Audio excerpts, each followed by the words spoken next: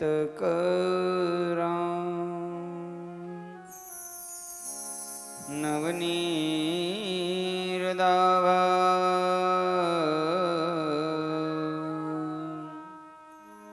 पीताम्बरा अरुणबिम्बफलाधरोष्ठा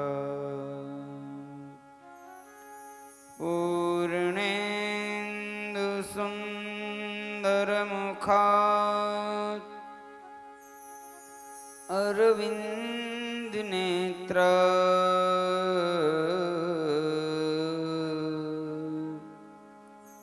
कृष्णात् परं किमपि तत्त्वमहं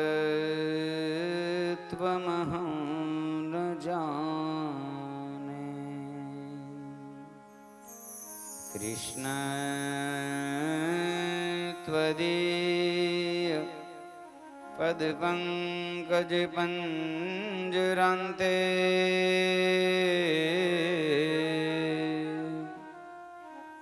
अद्यैव मे विशतु मानसराजहंश्च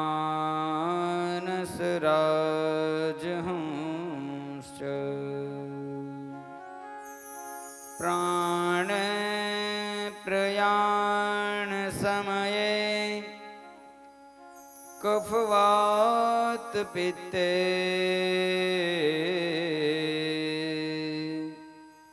कण्ठावरोधनविधो स्मरणं कृतस्ते।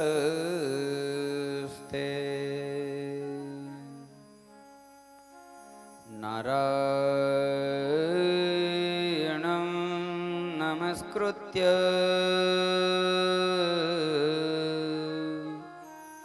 नरंश्चैव नरोत्तमं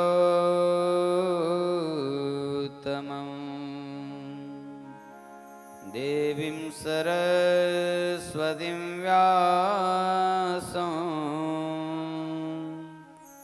ततो जयमुदीरये।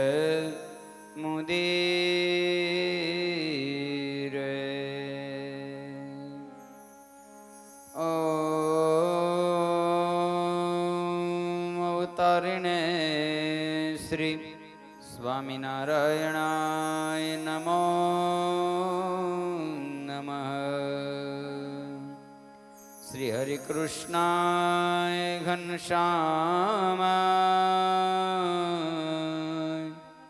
नीलकंठाय श्री सहजानंद स्वामिने नमो नमः। बोलो स्वामीनारायण भगवान की जय। श्री गोपीनाथ जी महाराज की जय। श्री हरिकृष्ण महाराज की जय। श्री बालकृष्ण लाल की जय। श्री रामचंद्र भगवान की जय। श्री विघ्न विनायक देव की जय। श्री कष्टभंजन देव की जय। ओम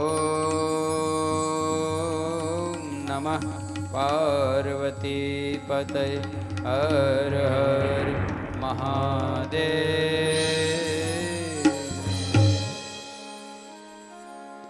हे पूर्ण पुरुषोत्तम प्रभु परब्रह्म जय सर्वोपरि।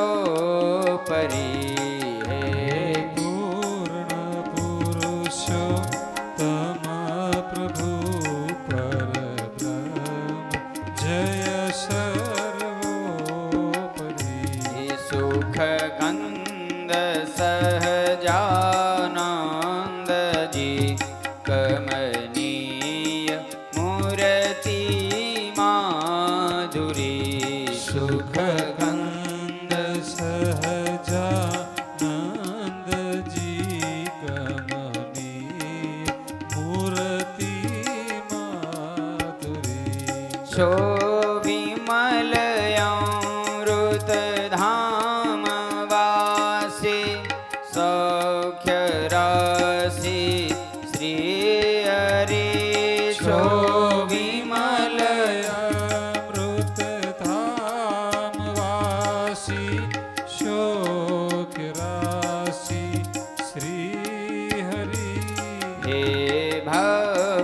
જન પ્રતિપાળ રાખો શરણમાં કરુણા કરી. હે પૂર્ણ પુરુષોત્તમ પ્રભુ પરબ્રહ્મ જય સર્વોપરી.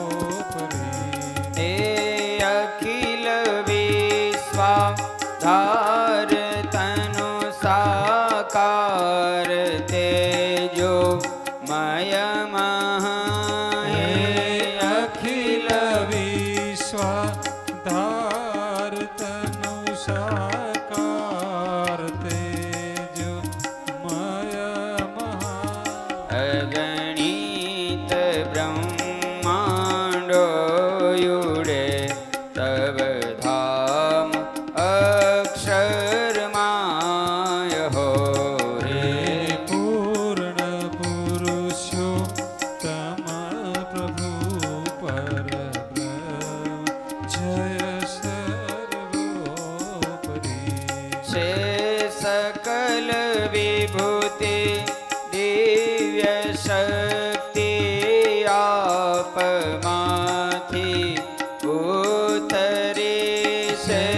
સકલ વિભૂતિ દિવ્ય શક્તિ આપમાંથી ઉતરી. અવતારો લઈ અવની વિશે સધર્મની લાની સમે. હે પૂર્ણ પુરુષોત્તમ પ્રભુ પરબ્રહ્મ જય સર્વોપરી. નિજ ભક્ત કારણ રૂપ બહુ બહુ ધારીને વિચરો તમે. નિજ ભક્ત કારણ રૂપ બહુ બહુ ધારીને વિચરો તમે. ઉત્થાપી મૂળય ધર્મના સધર્મ સ્થાપ્યો છે તમે.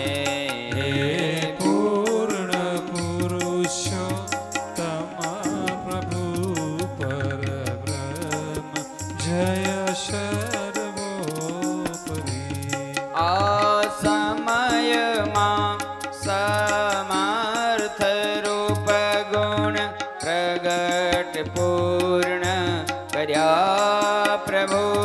આ સમયમાં સામર્થ રૂપ ગુણ પ્રગટ પૂર્ણ કર્યા પ્રભુ. ભવમાં ભટકતા જીવનું અજ્ઞાન તન હરવા વિભો. હે પૂર્ણ પુરુષોત્તમ પ્રભુ પરબ્રહ્મ જય સર્વોપરી. સધર્મ ભક્તિ જ્ઞાન ને વૈરાગ્યની વૃત્તિ કરી. સધર્મ ભક્તિ જ્ઞાન ને વૈરાગની વૃષ્ટિ કરી. હે ભક્ત જન પ્રતિપાળ રાખો શરણમાં કરુણા કરી. હે પૂર્ણ પુરુષોત્તમ પ્રભુ પરબ્રહ્મ જય સર્વોપરી. પરબ્રહ્મ જય સર્વોપરી. પરબ્રહ્મ જય સર્વોપરી. બોલ્ય દ્વારિકાધીશ કી જય. ઇષ્ટદેવ ભગવાન સ્વામિનારાયણ મહાપ્રભુની પૂર્ણ કૃપાથી પરમ પૂજ્ય સનાતન ધર્મ ધુરંધર 1008 આચાર્ય મહારાજ શ્રી અજેન્દ્ર પ્રસાદજી મહારાજ શ્રી, પરમ પૂજ્ય 108 ભાવી આચાર્ય મહારાજ શ્રી નોગેન્દ્ર પ્રસાદજી મહારાજ શ્રીના દિવ્યરોડા આશીર્વાદ સાથે પવિત્ર શ્રાવણ માસમાં દસમ સ્કંદની સુંદર કથાનું આપણે શ્રવણ કરી રહ્યા છીએ, જેમાં ગયા સત્રમાં દસમ સ્કંદના 73 અધ્યાય સુધીની કથાનું આપણે શ્રવણ કર્યું. સુખદેવજી મહારાજ કહે છે કે રાજન, ભગવાને પાંડવોનો રાજસુ યજ્ઞ કરાવવા માટે તમામ રાજાઓને જીત્યા પછી જરાસંઘનો પણ પરાભવ કરાવ્યો છે.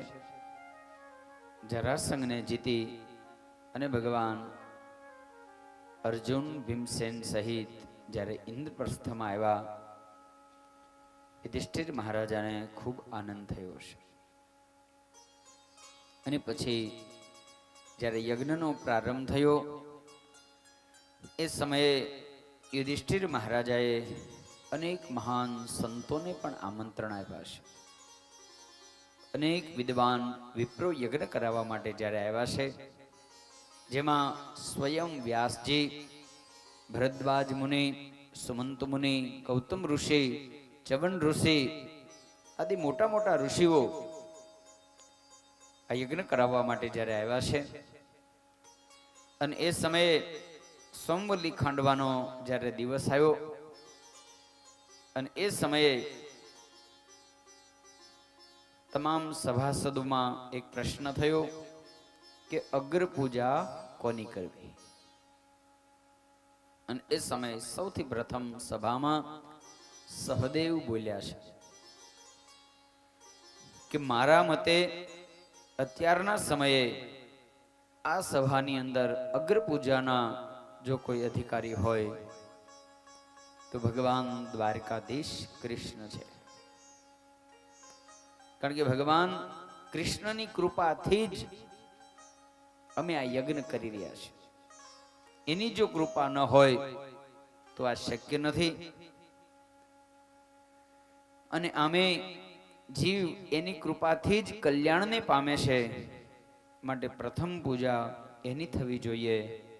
અને બીજું કારણ કે ભગવાન કૃષ્ણ છે સર્વ પ્રાણી માત્રમાં નિવાસ કરીને રહ્યા છે, સર્વ પ્રાણી માત્ર એનામાં સમાવિષ્ટ છે, એટલે એની જો પૂજા કરવામાં આવે તો એના પૂજાથી બધાની પૂજા થઈ ગયા બરાબર છે. અને સહદેવની વાત બધાને ગમી છે, બધાએ વાતનો સ્વીકાર કર્યો. અને એ સમયે જ્યાં યુધિષ્ઠિર મહારાજા ભગવાન કૃષ્ણની અગ્ર પૂજાનો પ્રારંભ કરે છે, એ સમયે આકાશમાંથી દેવતાઓએ પુષ્પની વૃષ્ટિ કરી છે. પણ એ સમયે એ સભામાં બેઠેલ શિશુપાળ એ આ સહન કરી ન શક્યો. નહીતર શિશુપાળ ભગવાનના હગા ફઈનો છોકરો હતો. એટલે વસુદેવજીના બહેન શ્રુતસવા, જેનું લગ્ન ચેદી નરેશ દમઘોષ મહારાજાની સાથે થયું, અને જેના દ્વારા જે દીકરો થયો એ શિશુપાળ. એટલે વસુદેવજીના હગા બેન એટલે ભગવાનના ફઈ થાય ને, તો ભગવાનના હગા ફઈનો છોકરો છે. પણ છતાંય શિશુપાળથી સહન ન થયું, અને એ જ વખતે સભાની વચ્ચે ઊભો થઈ ભગવાન કૃષ્ણની કઠોર નિંદા કરવા લાગ્યો છે, અને કહ્યું છે કે હે સભાસદો, આ સહદેવ તો નાનું બાળક છે, એ કદાચ બોલે તો સમજી શકાય, પણ તમે બધા વડીલો છો, શું તમારી બધાની બુદ્ધિ પણ વેડ મારી ગઈ છે કે આ સભામાં અનેક વિદ્વાનો છે, ઋષિઓ છે, મોટા મોટા યોદ્ધાઓ છે, આ બધાને છોડી અને આ એક ગોવાળિયાની પૂજા કરો છો? આ ક્યારેય અગ્ર પૂજાને લાયક નથી.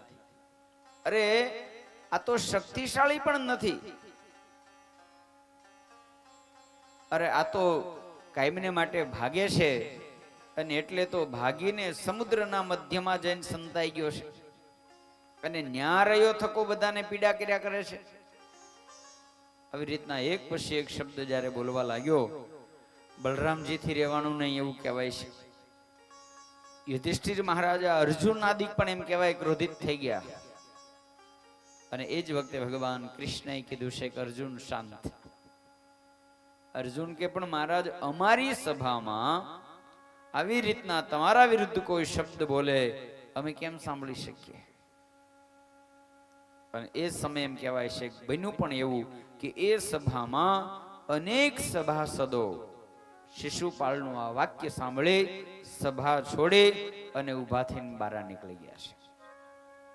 કારણ કે નિયમ છે નિંદામ ભગવતઃ શૃણ્વા તસ્ય પરસ્ય જનસ્ય વા તતો નાપેતિહ સોપી યત્યધ સુકૃત્યાશ્ચ્યુતઃ. ભગવાન અને ભગવાનના ભક્તની નિંદા જ્યાં થતી હોય તો કાં તો એનો પ્રતિકાર કરવો જોઈએ, અને જો પ્રતિકાર કરવાની શક્તિ ન હોય તો એ સભાને છોડી અને ચાલ્યું જવું જોઈએ. અને જો ન જાઓ તો તમારા પુણ્યનું હરણ થઈ જાય છે. એટલે અનેક સભાસદો જ્યારે એમ કહેવાય કે યુધિષ્ઠિર મહારાજા અર્જુન જેવાને ભગવાને ચૂપ કરી દીધા. એટલે અર્જુને ભગવાનના મનમાં કાનમાં આવીને કહે છે પણ મહારાજ તમારી અકારણ નિંદા થાય છે ને અમે કેમ સાંભળીએ? બધા જ ભગવાનને જ્યારે કહેવા લાગ્યા અને ત્યારે ભગવાને ખુલાસો કર્યો છે કે તમે બધા શાંત રહો, એને બોલવા દો, અત્યારે એનો વારો છે. બધા કે પણ ભગવાન શું કામ? અને ત્યારે ભગવાને કીધું એનું કારણ મેં એની માતાને વરદાન આપ્યું છે કે 100 ગાળ જ્યાં સુધી મને આપશે ત્યાં સુધી હું સહન કરીશ. ઘણીવાર ઘણી ઘટનાઓ જોયા પછી આપણને એવું લાગતું હોય ભગવાન આટલું બધું કેમ સહન કરતા હશે, કેમ સહન કરતા હશે? પણ એની પાછળ રીઝન હોય ને. ભગવાન ખોટું થવા દે, ચાલવા દે તો એની પાછળ કારણ હોય છે, આપણે નથી જાણતા હોતા. ભગવાને ચોખવટ કરી છે કે જ્યારે આ શિશુપાલનો જન્મ થયો તો એ સમયે એના શરીરમાં અમુક વધારાના અંગો હતા, જેના કારણે અધિક અંગો હોવાને કારણે બાળક બિલકુલ વિચિત્ર લાગતું હતું. તો જે સમય એમ કહેવાય કે સ્ત્રુત સવા છે અતિ દુઃખી થઈ ગયા. માતાને બહુ દુઃખ થયું, કારણ કે પોતાનું બાળક ખોડ ખાપણ વાળું હોય તો માને કેમ ગમે? એ સમય એમ કહેવાય કે ચેદી રાજ્યના વિદ્વાન બ્રાહ્મણો, મહાન બ્રાહ્મણોને બોલાવી અને શ્રુત સભાએ પ્રાર્થના કરી મહારાજ આનો કંઈક રસ્તો બતાવો. અને એ સમયે વિદ્વાનોએ કહ્યું છે કે દેવી આપ બિલકુલ ચિંતા નહીં કરો, એના જે આ વધારાના અંગો છે જેના હાથે એનું મૃત્યુ થવાનું હશે એના ખોળામાં જ્યારે તમારું બાળક જશે એટલે વધારાના અંગો ખરી જશે. એટલે શ્રુત સભાને નિર્ણય થઈ ગયો ભાઈ હવે જેના હાથે એનું મોત હશે એના ખોળામાં આ બાળક જાય એટલે વધારાના અંગ છે એ નીકળી જશે. તો પછી સ્થિતિ એ થઈ કે શ્રુત સભાજીને ત્યાં જે મહેમાન આવે જેને બાળે બધાના ખોળામાં શિશુપાળ આપે. હવે આ સમાચાર એ સમય એમ કહેવાય કે ભગવાનને મળ્યા. તો એ જ વખતે ભગવાન કૃષ્ણ પણ ચેદી દેશ પધાર્યા છે. ભગવાન જ્યારે આવ્યા એટલે હૈયે શિશુપાળને ભગવાનને પણ અર્પણ કર્યો અને જ્યાં ભગવાનના હાથમાં આવ્યો અને વધારાના અંગો ખરી ગયા. એટલે ફઈને નક્કી થઈ ગયું. તરત જ શ્રુત સભા બોલ્યા કે અરે કૃષ્ણ આ મારો દીકરો છે એટલે તારો ભાઈ થાય, તું મારા ભાઈનો છોકરો છો તો આ તો તારો ભાઈ થાય અને તું તારા ભાઈના છોકરાને મારીશ, તારા ભાઈના છોકરાને તું મારીશ, તારા ભાઈને તારા હાથે મારીશ, તું આવો અધર્મ કરીશ? ભગવાન કહે છે પણ ભાઈ મેં ક્યાં કીધું હું મારીશ? શ્રુત સભા કહે છે કૃષ્ણ આ વિદ્વાન બ્રાહ્મણોએ કીધું છે કે આનું મૃત્યુ તારા હાથે થવાનું છે, માટે ફઈ તરીકે પેલા એવો રિવાજ હતો કે બાળકને રમાડવા જાય ને એમાં કંઈક જબલાનું કે એવું કાંઈ આપે, તો એ નાતે વસુદેવજીને બેનને આપવું પડે ને, બાળકને રમાડવાનું કંઈક આપવું પડતું હશે, અને બહુ ડિટેલ્સમાં નથી ખબર, તમને ખ્યાલ હોય એટલે તમે એ વિગત સમજી લેજો. એટલે એ વખતે એણે માગણી કરી કે તું મને વચન આપ કે તું મારા પુત્રને નહીં મારે. ભગવાને એ સમય કીધું છે, જાઓ ભાઈ, તમને વચન આપું છું કે તમારા પુત્રની 100 ભૂલ હું ક્ષમા કરી દઈશ. જાઓ. કેટલી? 100. 100 ભૂલ કરશે ને ત્યાં સુધી એને હું માફ કરી દઈશ. જાઓ. એટલે શ્રુત સવા રાજી થઈ ગયા. એને એમ થયું કે 100 ભૂલ કઈ થોડો કરે, 1-2 ભૂલ કરે, કઈ 100 થોડો કરે, પણ એને ખબર નહોતી આ વેતી કરશે એટલે ઘરે લાઈનમાં 100 કરી નાખશે. અવાજ શિશુપાળે એમ કહેવાય જે શરૂઆત કરી અને ભગવાનને એક પછી એક એવા કઠોર શબ્દ કહેવા લાગ્યો છે, અને જેના કારણે ભગવાને એમ કહેવાય ગણતરી કરી અને જેવા 100 ગાળ પૂરી થઈ એટલે ભગવાને સુદર્શન ચક્ર કાઢ્યું અને એ ઇન્દ્રપ્રસ્થની સભાની અંદર જ ભગવાને સુદર્શન ચક્ર જોડ્યું અને શિશુપાળનું મસ્તક કપાઈ ગયું. અને શિશુપાળનું મસ્તક કપાતા પુનઃ ભગવાનના સ્વરૂપમાં લીન થયો છે. કારણ કે એને 3 વખત વેર ભાવે જન્મ ધારણ કરવાનો હતો, એટલા માટે પુનઃ ભગવાનની અંદર સમાવિષ્ટ થયો. જે જય વિજયની જે કથા છે આ વખતે દંતવક્ર અને શિશુપાળના નામથી આવ્યા હતા, એટલે એ પુનઃ પાછા ભગવાનની અંદર લીન થઈ ગયા. સુખદેવજી મહારાજ કહે છે કે રાજન, વેર બુદ્ધિથી અને ભગવાનનું ધ્યાન કરવાથી શિશુપાળ તન્મય થયો, અને પછી યુધિષ્ઠિર રાજા એમણે એમ કહેવાય છે કે સર્વ ભૂદેવો ઋષિઓને પૂજા કરી, બ્રાહ્મણોને દક્ષિણા આપી, અવભૃત સ્નાન કર્યું છે. અને પછી એ યજ્ઞ દરમિયાન જ્યાં સુધી યજ્ઞ ચાલ્યો, ભગવાન ઘણા મહિના સુધી ભગવાન ઇન્દ્રપ્રસ્થમાં રોકાણા છે. અને એ સમયે તમામ મનુષ્યો ધર્મરાજના યજ્ઞની પ્રશંસા કરવા લાગ્યા છે. પણ એ સમય માત્ર એક પાત્ર એવું હતું જે યુધિષ્ઠિર મહારાજાનો યશ સહન ન કરી શક્યો. ઇન્દ્રપ્રસ્થની કીર્તિ ચારેય દિશાઓમાં જે ફેલાવા લાગી એ જોઈને એમ કહેવાય એક જણો છે એનાથી સહન ન થયું. એ કોણ? દુર્યોધન. દુર્યોધનને લાઈ લાગી કે મામા તો એમ કહેતા હતા કે આને જંગલનું રાજ દઈ દો એટલે અહીંથી જાય, હસ્તિનાપુરથી જાય ને આપણે નિરાજ થાય. આને ખાંડવ વન દીધું તો આને વનમાંથી ઇન્દ્રપ્રસ્થ બનાવ્યું, અને ઇન્દ્રપ્રસ્થ બનાવીને પાછો રાજ સુયજ્ઞ કરી અને સર્વે સર્વા થઈ ગયા. આની કીર્તિ તો આની આગળ હસ્તિનાપુર તો મારું નાનું થઈ ગયું. અને એમ કહેવાય દુર્યોધન રાત દિવસ વિચાર કરવા લાગ્યો કેમ પાંડવોને પરાજિત કરી અને ઇન્દ્રપ્રસ્થ લઈ લો. મામો ભાણિયો બે લાગી પડ્યા. સુખદેવજી મહારાજ કહે છે કે રાજન, એ સમયે એ યજ્ઞની અંદર બધા જ લોકો જ્યારે કાર્ય કરી રહ્યા છે, અને એ સમયે હે રાજન, તમારા પિતામાં યુધિષ્ઠિર યજ્ઞની અંદર જ્યારે બધાને એને જવાબદારી સોંપી છે, એ યજ્ઞમાં ભીમ છે એ રસોડાના અધ્યક્ષ થયા છે. અને રસોડું એવી વસ્તુ છે કે એવું કહેવત છે કે જે ખાઈ હકે ને એ ખવડાવી શકે. એટલે રહોડામાં એવા માણસ રાખવો જોઈએ કે જેને ખાવાનો શોખ હોય. મારી જેવાને રાખો ને તમે કાંઈ શક્રવાર ન આવે, કારણ કે અહીંયા જ કાંઈ ખાવાનો શોખ નહીં તો તમારી એમ જ વિચારે એમ. જેને પોતાને શોખ હોય આવી વ્યક્તિ જો રસોડામાં હોય તો તમે એમાં સફળ થાઓ. પીરસવામાં એવી વ્યક્તિ રાખવી જોઈએ જે હારી પર કઈ ખારું ખાઈ શકતો હોય એમ. હવે મારી જેવાને તમે પીરેસવા મોકલો તો મને બીક લાગે કે આ ખાઈ શકશે કે નહીં ખાઈ શકે, એટલું બધું દેવાય કે ન દેવાય, કારણ કે આપણે ન ખાઈએ એટલે આપણે આમાંનું એમ જ વિચારીએ.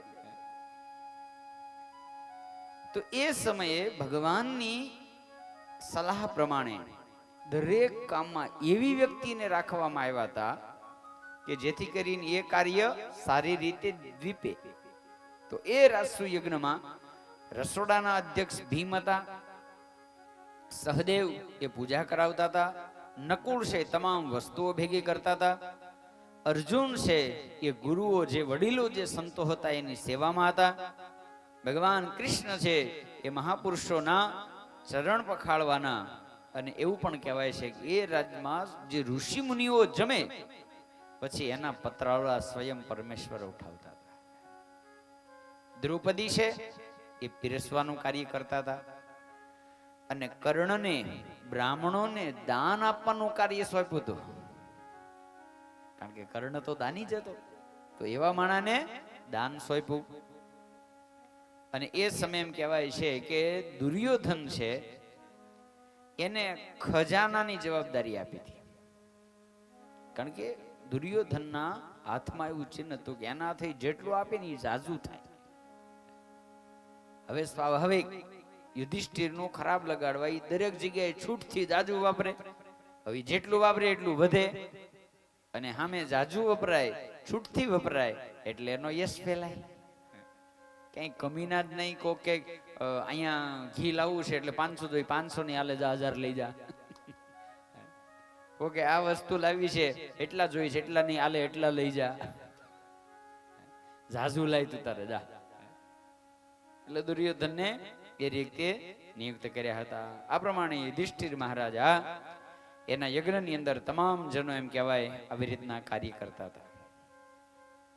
અને એ યજ્ઞની અંદર રાજસુ યજ્ઞની પ્રશંસાથી મનુષ્યો તૃપ્ત નહોતા થતા. આવો સુંદર યજ્ઞ થયો.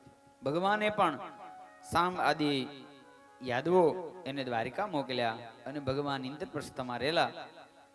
પણ પછી એક દિવસ ઘટના બની કે દુર્યોધન યુધિષ્ઠિરની વિભૂતિ જોઈ અતિ સંતાપવા લાગેલો, અને એકવાર એ દુર્યોધન ઇન્દ્રપ્રસ્થને જોવા માટે નીકળ્યો, અને એમાં મૈદાનવે બનાવેલી જે સુંદર સભા હતી, ઇન્દ્રપ્રસ્થની અંદર મૈદાનવે એક એવી અદ્ભુત સભાની રચના કરેલી, અને એ સભાની અંદર જ્યારે દુર્યોધન ગયો એમાં સુવર્ણના સિંહાસન ઉપર યુધિષ્ઠિર મહારાજા બેઠા હતા, બંદીજનો સ્તુતિ કરતા હતા. અને એ વખતે દુર્યોધન એ જ્યારે સભામાં ગયો, દ્વારપાળાએ કીધું, યુવરાજ આ સભામાં તમને ખ્યાલ નહીં આવે, અમે સાથે આવી અને તમને મૂકી જઈએ. હવે દુર્યોધન કે તમે મને શું મૂકવા આવો, હું કોણ છું? હસ્તિનાપુરનો યુવરાજ, હું મારી મેતે વયો જઈશ. ઘણી વાર તમે બહાર જાઓ ને તો ત્યાં એ રીતની વ્યવસ્થા હોય તો એના માણસો આપણને એમ કે હું આગળ ચાલું ને તમે મારી સાથે આવો, એટલે આપણે રસ્તો પૂછવો ન પડે, ક્યાંથી જવાય, કેમ વ્યવસ્થા કરવી આપણને ખબર ન હોય. તો માણસોએ કીધું કે ભાઈ અમે મૂકવા આવીએ, પણ દુર્યોધન નો માન્યો. તમામનો તિરસ્કાર કરીને, દ્વારપાળાનો તિરસ્કાર કરી અને દુર્યોધન સભામાં ગયો. હવે આ તો ભાઈ મૈદાનવની માયાવી નગરી હતી, જ્યાં જળ હોય ત્યાં સ્થળ દેખાય, સ્થળ હોય ત્યાં જળ દેખાય. ઓલો હારે સૈનિક હોત તો ઈ કેત કે સાહેબ આજે ભૂમિ દેખાય ની ભૂમિ નથી ને પાણી છે, જરા જોઈ ના લેજો, અહીંયા આમ છે જોઈ ના લેજો, એ સૂચના આપતો જાય ને. પણ દુર્યોધન એકલો ગયો ને એના કારણે સ્થિતિ એ થઈ કે જ્યાં છળ હતું, જે જગ્યાએ જળ હતું ત્યાં એને કપડા ઊંચા લીધા, તો જળ તો હતું નહીં, જળ દેખાતું હતું પણ જળ હતું નહીં. પછી જે જગ્યાએ સ્થળ આવ્યું ત્યાં એમને હાલવા ગયો તો ત્યાં પાણી હતું તો પડ્યો. પડ્યો ને એના કારણે એમ કહેવાય કે બધાએ હાંસી કરી. અને એ સમયે એવું કહેવાય છે કે દ્રૌપદીજીએ પણ હાંસી કરી. અંધના અંધ હોય આવો શબ્દ બોલ્યા.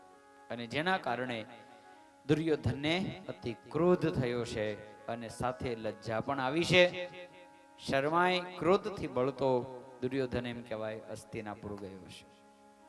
અને પછી એમાંથી તો બધું બહુ લાંબુ થયું, આખું મહાભારત થયું. પણ સુખદેવજી મહારાજ કહે છે કે રાજન, હું તને અહીંયા એક અન્ય કથા પણ બતાવું કે જ્યારે ભગવાનનું રૂકમિણીજીની સાથે વિવાહનો પ્રસંગ બન્યો એ સમયે શિશુપાળનો મિત્ર શાલ્વ હતો. આ શાલ્વ, જરાસંઘ, આ બધા જ રાજાઓને જ્યારે બલરામજીને ભગવાને પરાસ્ત કર્યા તો એ સમય એમ કહેવાય કે શાલ્વએ એવી પ્રતિજ્ઞા કરેલી કે હું આ પૃથ્વી પર યાદવોને નહીં રહેવા દઉં, આ પૃથ્વીને યાદવોથી રહિત કરીશ. આવી પ્રતિજ્ઞા કરી અને શાલ્વ એમ કહેવાય પોતાના રાજ્યમાં જઈ રોજ કેવળ એક મુઠ્ઠી ધૂળ ખાય અને શિવજીનું આરાધન કરતો હતો. બોલો, હું ખાતો હતો? એક મુઠ્ઠી ધૂળ ખાય અને શિવજીનું આરાધન કરવા લાગ્યો. અને એ સમય એમ કહેવાય શિવજી પ્રગટ થયા અને શિવજીએ કીધું માગ શું આપું? અને એ સમયે એને માગણી કરી કે મહારાજ, મને એક એવું વિમાન આપો કે એને કોઈ ભાંગી ન શકે અને મારી ઈચ્છા પ્રમાણે ચાલે. ડ્રાઈવરની જરૂર નહીં, હું ઈચ્છા કરું ત્યાં જાય, હું ઈચ્છા કરું ત્યાં ગુમ થઈ જાય, હું જેમ સંકલ્પ કરું ને એમ હાલે, આવું વિમાન આપો મને. બોલો,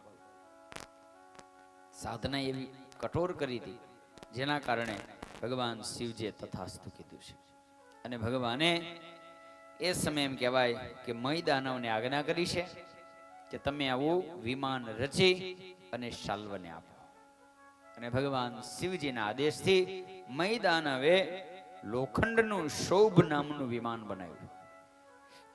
કોઈ કે અત્યારે રચના થઈ એમ નહીં, મહાભારત કાળમાં તે શોભ નામનું લોઢાનું વિમાન હતું, વગર ડ્રાઈવરે હાલતું હતું. આવા વિમાનની શોભ નામનું જેને વિમાન કહેવામાં આવે છે એની રચના કરી અને મય દાનવે જ્યારે શાલ્વને આપ્યું એટલે શાલ્વને નક્કી થઈ ગયું કે હવે તો હું જરૂર યાદવોનો નાશ કરી શકીશ ને. એ સમય તમામ હથિયારો આદિ બધું એ વિમાનમાં ભરી અને શાલ્વ દ્વારકાની અંદર ગયો છે. કારણ કે દ્વારકા નગરી સમુદ્રમાંથી એટલે પૈદલ માર્ગે કોઈ દ્વારકાના ઉપર ચડાઈ કરી શકતું નહોતું. તો એ સમય એક જ રસ્તો હતો આકાશ માર્ગે જવું. હવે જો નાવ લઈને જાય તો સામેથી તીર છોડે, બાણ છોડે ને મારી નાખે. એટલે દ્વારિકાના ઉપર વિજય છે એ અશક્ય થઈ ગયો હતો. તો પછી એક જ રસ્તો વધ્યો હતો, વિમાન માર્ગે જાય અને એના ઉપર બોમ્બ નાખે તો થાય. આવી સ્થિતિ હતી. એટલે શાલ્વએ શિવજીની સાધના કરી, શોભ નામનું વિમાન માગ્યું. એ વિમાનને લઈ અને જ્યારે એમ કહેવાય છે કે દ્વારિકાના આકાશમાં આવ્યો અને આકાશમાં જ્યાં આવે અને એ સમય એમ કહેવાય પ્રદ્યુમ્ન, સાત્યકી આ બધાને ખબર પડી કે આપણી બાજુ કોઈક વિમાન આવી રહ્યું છે. એટલે તરત જ બધા યુદ્ધ કરવા માટે સજ્જ થઈ ગયા. અને જ્યાં સજ્જ થયા અને એ સમય પ્રદ્યુમ્ન, સાત્યકી અને યાદવો આ બધાનું એની સાથે યુદ્ધ શરૂ થયું. એ એમ કહેવાય પોતાના વિમાનમાંથી લડે છે અને આ બધા નીચેથી બાણ મારે છે. આવી રીતના યુદ્ધ ચાલી રહ્યું છે. અંતે એ વિમાનમાંથી પછી એના જે સેના છે, દ્યુમાન આદિ બધા સૈનિકો, મંત્રીકો એ બધા જ નીચે આવી અને યાદવોની સાથે યુદ્ધ કરવા લાગ્યા. અને યુદ્ધ થતા થતા એ સ્થિતિ એ સમય એમ કહેવાય કે દ્યુમાન નામના શાલ્વના મંત્રીએ પ્રદ્યુમ્નની સાથે યુદ્ધ કરતા કરતા પ્રદ્યુમ્નના ઉપર, એના હૃદય ઉપર જે ગદાનો પ્રહાર કર્યો અને પ્રદ્યુમ્ન છે એના હૃદયમાં એ ગદા એવી વાગી કે પ્રદ્યુમ્ન ત્યાં ધરાશયી થયા. અને પ્રદ્યુમ્ન જ્યારે પડી ગયા તો એ સમયે સારથી દારૂક હતા. ભગવાન કૃષ્ણ એ સમય ઇન્દ્રપ્રસ્થ હતા. એટલે દારૂકને એમ લાગ્યું કે પ્રદ્યુમ્નની રક્ષા કરવી જોઈએ, કારણ કે ઘાયલ થઈ ગયા છે. એટલે સારથી તરત જ પ્રદ્યુમ્નનો રથ લઈ અને યુદ્ધમાંથી દૂર જતા રહ્યા. હવે ગદાનો પ્રહાર થયો હતો. થોડી વારે જ્યારે એ શાંત થયું ને પ્રદ્યુમ્ન જાગ્યા, દારૂકને પૂછ્યું કે અહીંયા કેમ લઈ આવ્યો? તો મહારાજ આપ ઘાયલ થતા એટલે હું આપને લાવ્યો. અને પ્રદ્યુમ્ન ક્રોધિત થયા છે. સારથી કીધું કે મહારાજ માફ કરજો, મારા સારથીનો ધર્મ છે કે પોતાના રથીનું રક્ષણ કરવું જોઈએ, માટે મહારાજ મેં તો મારા ધર્મનું રક્ષણ કર્યું છે. અને તરત જ પ્રદ્યુમ્ને કીધું છે તો હવે જલ્દી મને પાછો દ્યુમાન પાસે લઈ જા. અને દારૂક પુનઃ રથ દ્યુમાનની પાસે લઈને આવ્યો. અને એ જ વખતે એમ કહેવાય પ્રદ્યુમ્નએ જે બાણનું અનુસંધાન કર્યું અને એક જ બાણે દ્યુમાનનું મસ્તક કાપી નાખ્યું છે. દ્યુમાનનું મૃત્યુ થયું. અને એ જ સમયે એમ કહેવાય કે શાલ્વ શુભ વિમાનમાંથી અનેક રીતે લોકોને જ્યારે મારવા લાગ્યો અને યાદવોનો જ્યારે ધીરે ધીરે નાશ થવા લાગ્યો, યાદવ સેના નાશ પામવા લાગી. અને એ જ સમય બરોબર ભગવાન કૃષ્ણ છે એ ઇન્દ્રપ્રસ્થથી દ્વારિકા આવ્યા. અને ભગવાન જ્યાં દ્વારિકાની અંદર આવ્યા અને ભગવાને આ યુદ્ધ થતું જોયું અને ભગવાને સીધો જ પોતાનો રથ યુદ્ધ મેદાનમાં લીધો. ભગવાન યુદ્ધ મેદાનની અંદર આવ્યા અને જ્યાં ભગવાનને આવતા જોયા એટલે શાલ્વએ સીધો જ ભગવાનનો જે સારથી હોય એના ઉપર પોતાની શક્તિ ફેંકી છે. અને ભગવાને બાણ વડે કરી એ શક્તિના ટુકડા કરી નાખ્યા. અને એ જ વખતે ભગવાને જે બાણ છોડ્યું, શાલ્વને એક સાથે ભગવાને 16 બાણો માર્યા અને શાલ્વને ભગવાને વિંધવાનો પ્રયાસ કર્યો. પણ એમ કહેવાય છે કે શાલ્વ છે એની પાસે દેવી વિમાન હતું એટલે ઘડીકમાં આમ દયો જાય, ઘડીકમાં આમ દયો જાય, ભગવાનના બાણથી છટકી ગયો. અને પછી શાલ્વ બોલ્યો છે કે મારા દેખતા હે કૃષ્ણ, હે કપટી, તું શિશુપાળની પત્ની રૂકમિણીનું હરણ કરી ગયો. શિશુપાળને મારા મિત્રને તે સભાની વચ્ચે મારી નાખ્યો. માટે આજ હું તને જમપુરીમાં મોકલીશ. ભગવાન કૃષ્ણ કહે છે કે મૂર્ખ, વાતું કરીમાં સુરવીર હોય ને એ વાતું ન કરે, એ કામ કરી બતાવે. માટે તારું પરાક્રમ દેખાડ. આમ કહી અને એ સમય ભગવાને કંઠ ઉપર એને ગદા મારી. અને એ સમય એમ કહેવાય કે એને લોહીનું વમન થયું. પણ એને એમ લાગ્યું મરી જાય. તરત જ અદૃશ્ય થઈ ગયો, વિમાન સાથે અદૃશ્ય થઈ ગયો. અને એ જ્યાં અદૃશ્ય થયો ત્યાં તો થોડી વારમાં ભગવાનને કોઈ પુરુષ સમાચાર આપવા આવ્યો, મહારાજ ગજબ થઈ ગયો, મહારાજ ગજબ થઈ ગયો. ભગવાન બોલે શું થયું? બોલે મહારાજ શાલ્વ છે આપના પિતા વસુદેવજીનું હરણ કરીને લઈ ગયો. ભગવાન માનવ છે એટલે ભગવાન માનવ લીલા કરતા ભગવાન વિચારમાં પડી ગયા. ભગવાનને વિચાર એ આવ્યો કે પિતાજી છે એ તો બલરામજીની સાથે હતા, તો કોની તાકાત છે કે બલરામજીને હરાવી અને પિતાજીને લઈ જાય? આ તો અશક્ય છે. પણ ભગવાન મનુષ્ય ચરિત્ર કરે છે એટલે ભગવાને વિચારમાં પડી ગયા, ચિંતામાં પડી ગયા. ભગવાને અભિનય કરવા લાગ્યા. અને એ જ વખતે એમ કહેવાય શાલ્વ છે એ જ સમયે ભગવાનની સામે પુનઃ પાછો પ્રગટ થયો. વસુદેવજીનું મસ્તક લઈને સામે આવ્યો. પણ ભગવાન તો જાણતા હતા કે બધી એની માયા છે. માયાવી વસુદેવ હતા, ઓરિજિનલ નહોતા. ભગવાનને જે સમાચાર દેવા આવ્યો એ માયાવી. અને પાછો એ જ સમયે શાલ્વ છે એ માયાવી મસ્તક લઈને જ્યારે ભગવાનની સામે આવ્યો અને એ જ વખતે ભગવાનને ખ્યાલ આવી ગયો હવે આને જાજુ રહેવા ન દેવાય. ભગવાને એ જ વખતે જે સુદર્શન ચક્ર છોડ્યું, શાલ્વનું મસ્તક કાપી નાખ્યું છે. શાલ્વનો જ્યાં વધ થયો અને એ સમયે દેવતાઓએ દુંદુભી વગાડ્યા અને શાલ્વનો વધ થતા એનો મિત્ર એ દંતવક્ર છે એ ક્રોધ કરી અને ભગવાનને મારવા માટે આવ્યો છે. હવે દંતવક્ર કોણ? એ ભગવાનના ફઈનો છોકરો. આમાં ઓલું કે ને કે ઘરના જ જાજા હેરાન કરે, બહારના ઓછા કરે. અગા ફઈનો છોકરો છે. દંતવક્ર કોણ છે? તો કરુષ દેશનો રાજા વૃદ્ધ શર્મા અને વસુદેવજીના બહેન જે સ્ત્રુતસવા એનો દીકરો. એટલે હગ્ગા ફઈનો દીકરો છે. એ જ પાછો આજે એમ કહેવાય છે કે મારવાને માટે આવ્યો છે.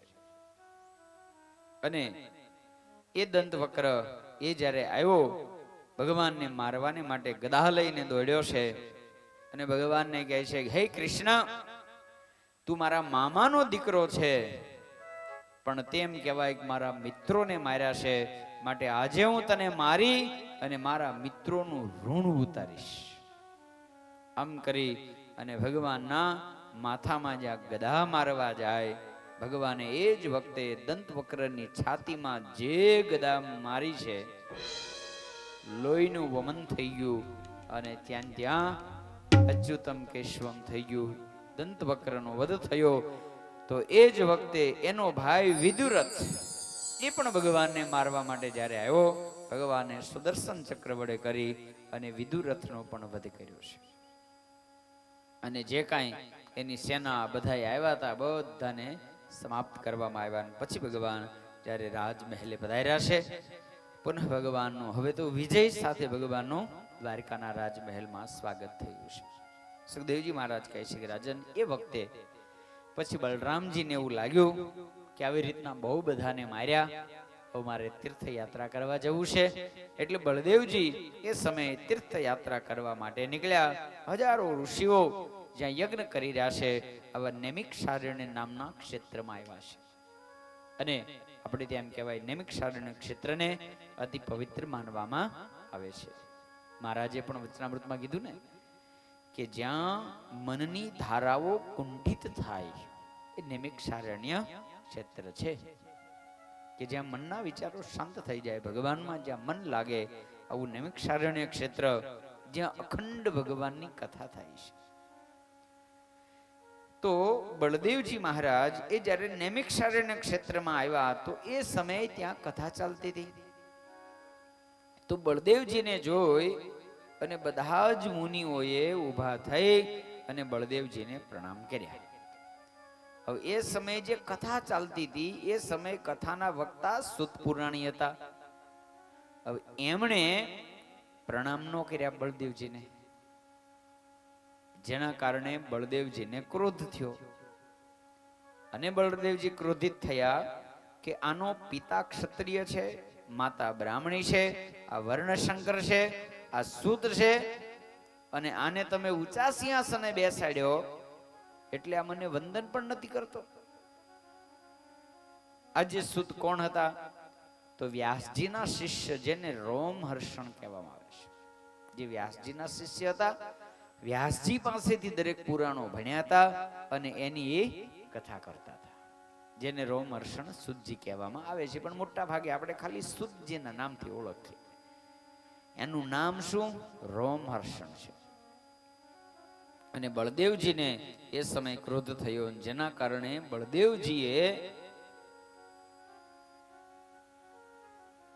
એક દર્ભની સળી લીધી અને દર્ભની સળીમાં મંત્ર અભિભૂત કરી અને જે માર્યો, તો રોમહર્ષણ સૂતજીનું ત્યાં મૃત્યુ થઈ ગયું.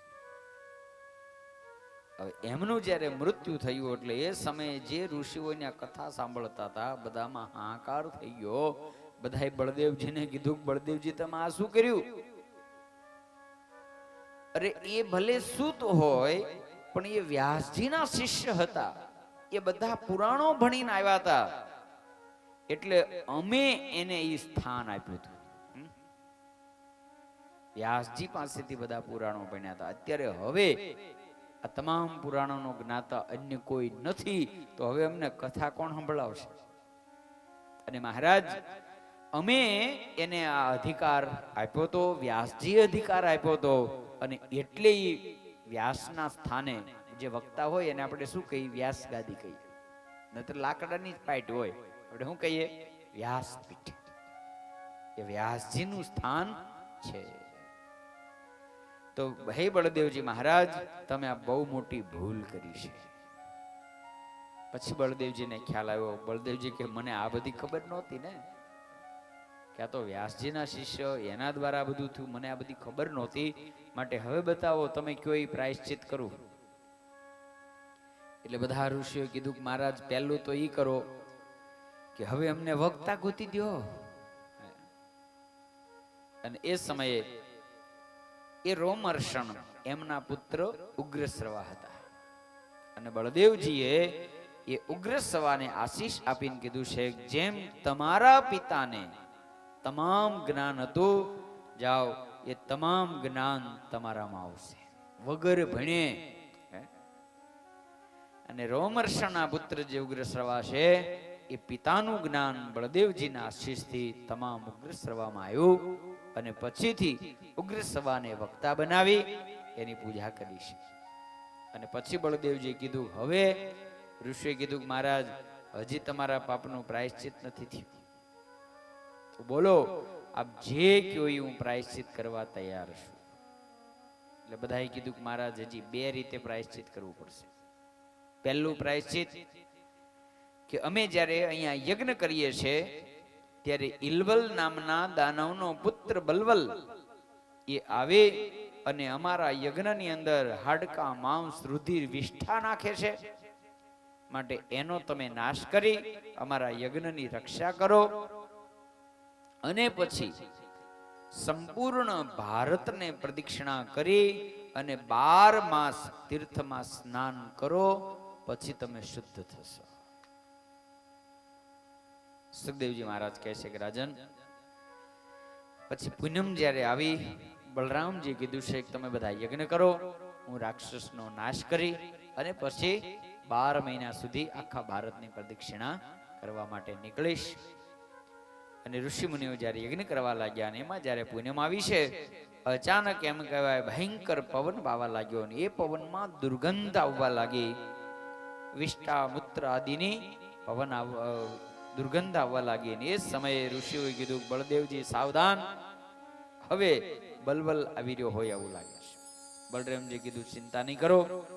અને એ સમય એમ કહેવાય બલવલ ત્યાં દેખાણો છે, વિશાળ કાજળ જેવો કાળો ત્રિશુળ હાથમાં ધારેલ છે, આવો બલવલ આવ્યો. અને એ સમય એમ કહેવાય બલરામજીએ એના માથામાં જે મુસળ માર્યું અને એ મુસળ વાગતાની સાથે જ રાડ્યો પાડતો, ત્યાં જ એમ કહેવાય મૃત્યુને પામ્યો. એક મુસળે ભૂરો કરી દીધો. અને બલવલને મરેલો જોઈ અને તમામ ઋષિ મુનિઓ રાજી થયા છે. બધાએ બલરામજીને આશીર્વાદ આપી, વૈજયંતી માળા પહેરાવી અને બલરામજીની પૂજા કરી છે. અને પછી બલરામજી સંપૂર્ણ ભારતની યાત્રા કરવા માટે નીકળ્યા છે. અને પછી ફરીને જ્યારે નૈમિષારણ્યમાં પાછા આવ્યા, 12 આખા મહિના દરમિયાન તમામ જગ્યાએ સ્નાન કરી, આખા ભારતની પ્રદક્ષિણા કરી અને પુનઃ જ્યારે નૈમિષારણ્યમાં, કારણ કે પ્રદક્ષિણા તો થાય ને, જ્યાંથી નીકળ્યા ત્યાં આવવું પડે. બલરામજી જ્યારે પરત આવ્યા ત્યારે તમામ મુનિઓએ યજ્ઞમૂર્તિ બલરામજીની પૂજા કરી અને પછી પત્નીઓએ સહિત પોતે અવભૃત સ્નાન કર્યું. બલરામજીએ આવા અનેક ચરિત્રો કર્યા છે. આનું જે સ્મરણ કરે છે એ ભગવાનને પ્રિય થાય છે. પરીક્ષિત રાજાએ કીધું છે કે મહારાજ, મેં એવું સાંભળ્યું છે કે ભગવાનનો એક મિત્ર હતો. મહારાજ, ભગવાનનો જે મિત્ર સુદામા, એની કથા પણ મને સાંભળવાની ઈચ્છા છે, માટે એ કથાનું મને શ્રવણ કરાવો.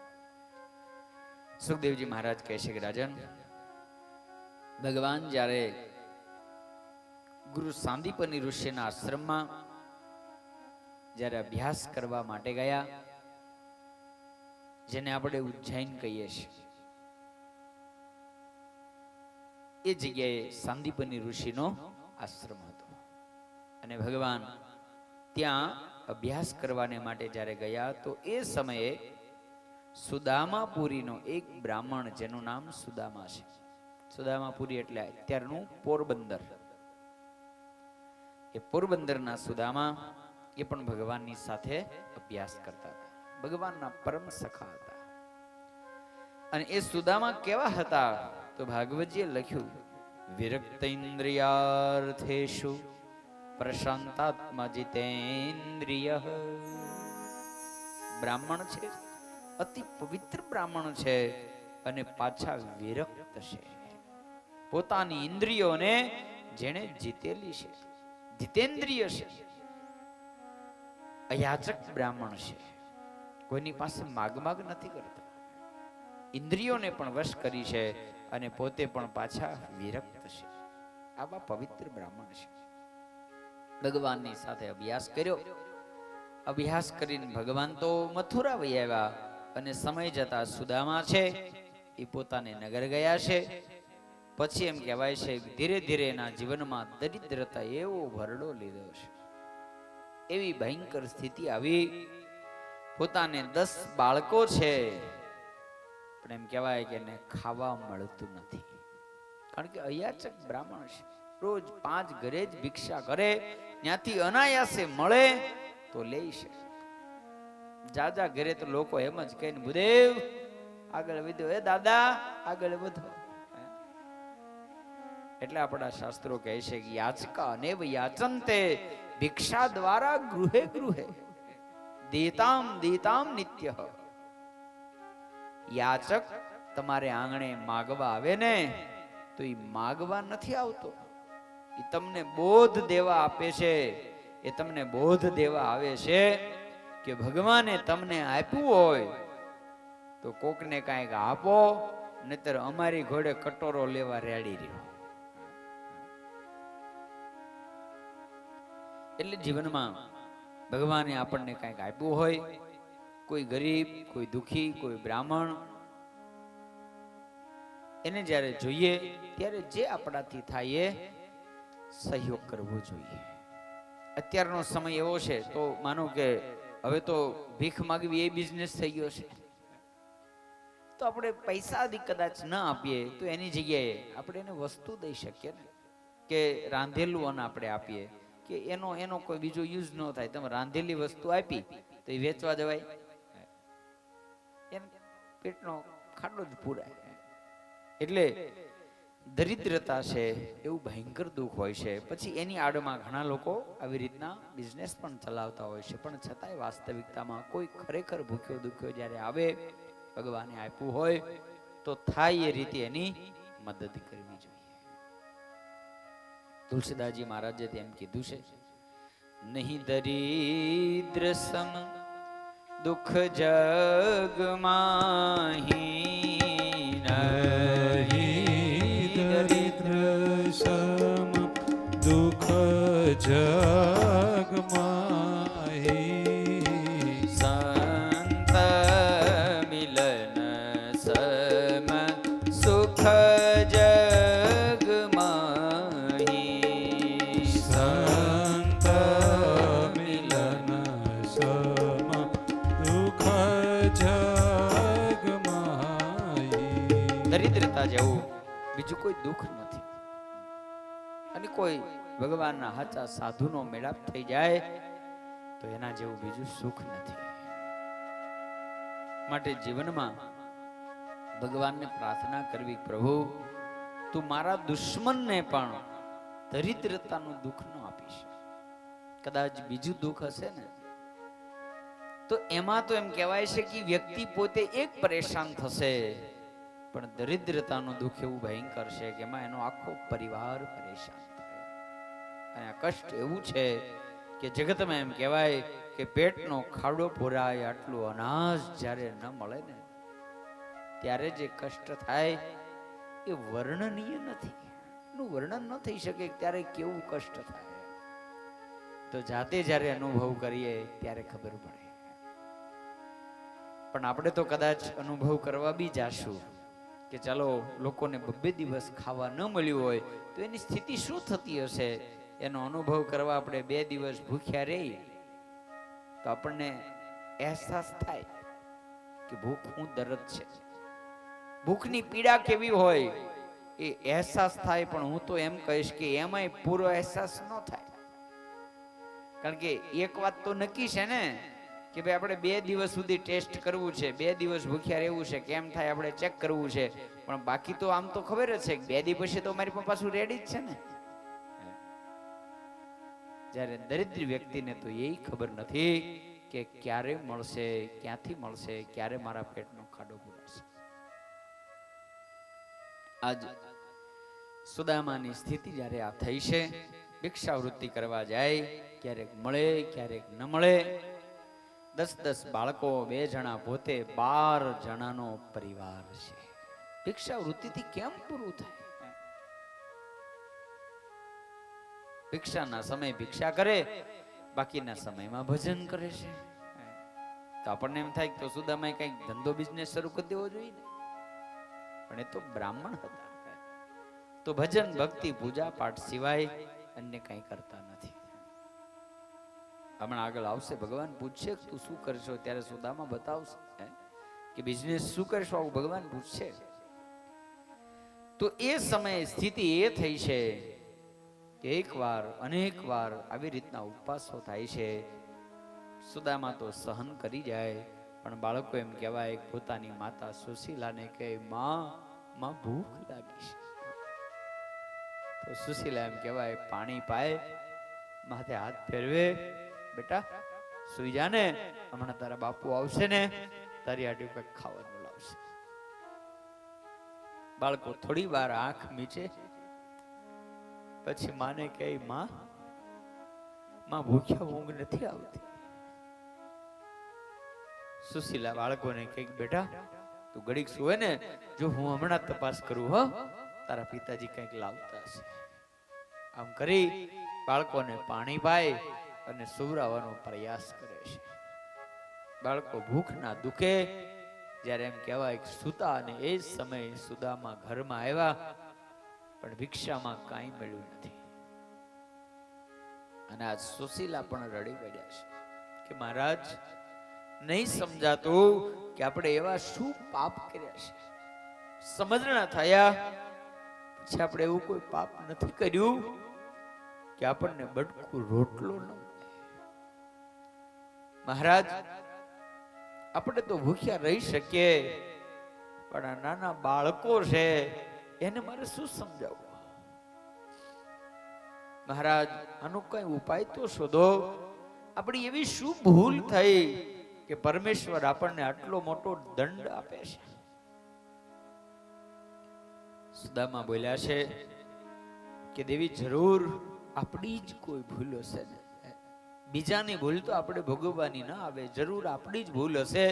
દેવી, કદાચ તમારી નહીં હોય તો મારાથી કોઈ એવી ભૂલ થઈ હશે, મારાથી કોઈ એવો અપરાધ થઈ ગયો હશે કે જેનું ફળ આપણે ભોગવીએ છીએ. પણ દેવી, ચિંતા નહીં કરો. જેમ સુખના દિવસો સદા નથી રહેતા ને, એમ દુઃખના દિવસો સદા નથી રહેતા. એ કાલ જતા રહેશે, કાલ સારો સમય આવશે. અને એ વખતે સુશીલાજી બોલ્યા છે કે મહારાજ, આપ વારે વારે યાદ કરો છો કે આપના મિત્ર કૃષ્ણ હતા. બોલે, બિલકુલ હતા ને. અરે મારો મિત્ર નહીં, એ તો મારો ભગવાન છે. સુશીલાએ કીધું તો મહારાજ, હવે તમારો મિત્ર, તમારો ભગવાન કૃષ્ણ હવે સોનાની નગરી દ્વારિકાનો માલિક થયો છે. તો મહારાજ એક કામ કરો ને, એની પાસે જો જાઓ તો એ આપણું દારિદ્ર્ય દૂર ન કરે. અને એ સમયે સુદામ બોલ્યા છે, કરે દેવી, તું સમજુ ને શું કહું? માગતા લાજી મરું, માગતા માનવીનું માન ઘટી જાય છે. અરે દેવી, તું તો સમજુ છે. હું અયાચક બ્રાહ્મણ છું. કૃષ્ણ ભલે સોનાની નગરીનો માલિક છે, મારો ભાઈબંધ છે, તો હું એને એમ કહું કે કૃષ્ણ, મારે ખાવાના વાંધા છે, માટે મને કંઈક દે. દેવું માગી ન શકું. અને એ સમયે સુશીલાજી બોલ્યા છે, પણ મહારાજ, હું તમને માગવાનું કહું છું ક્યાં?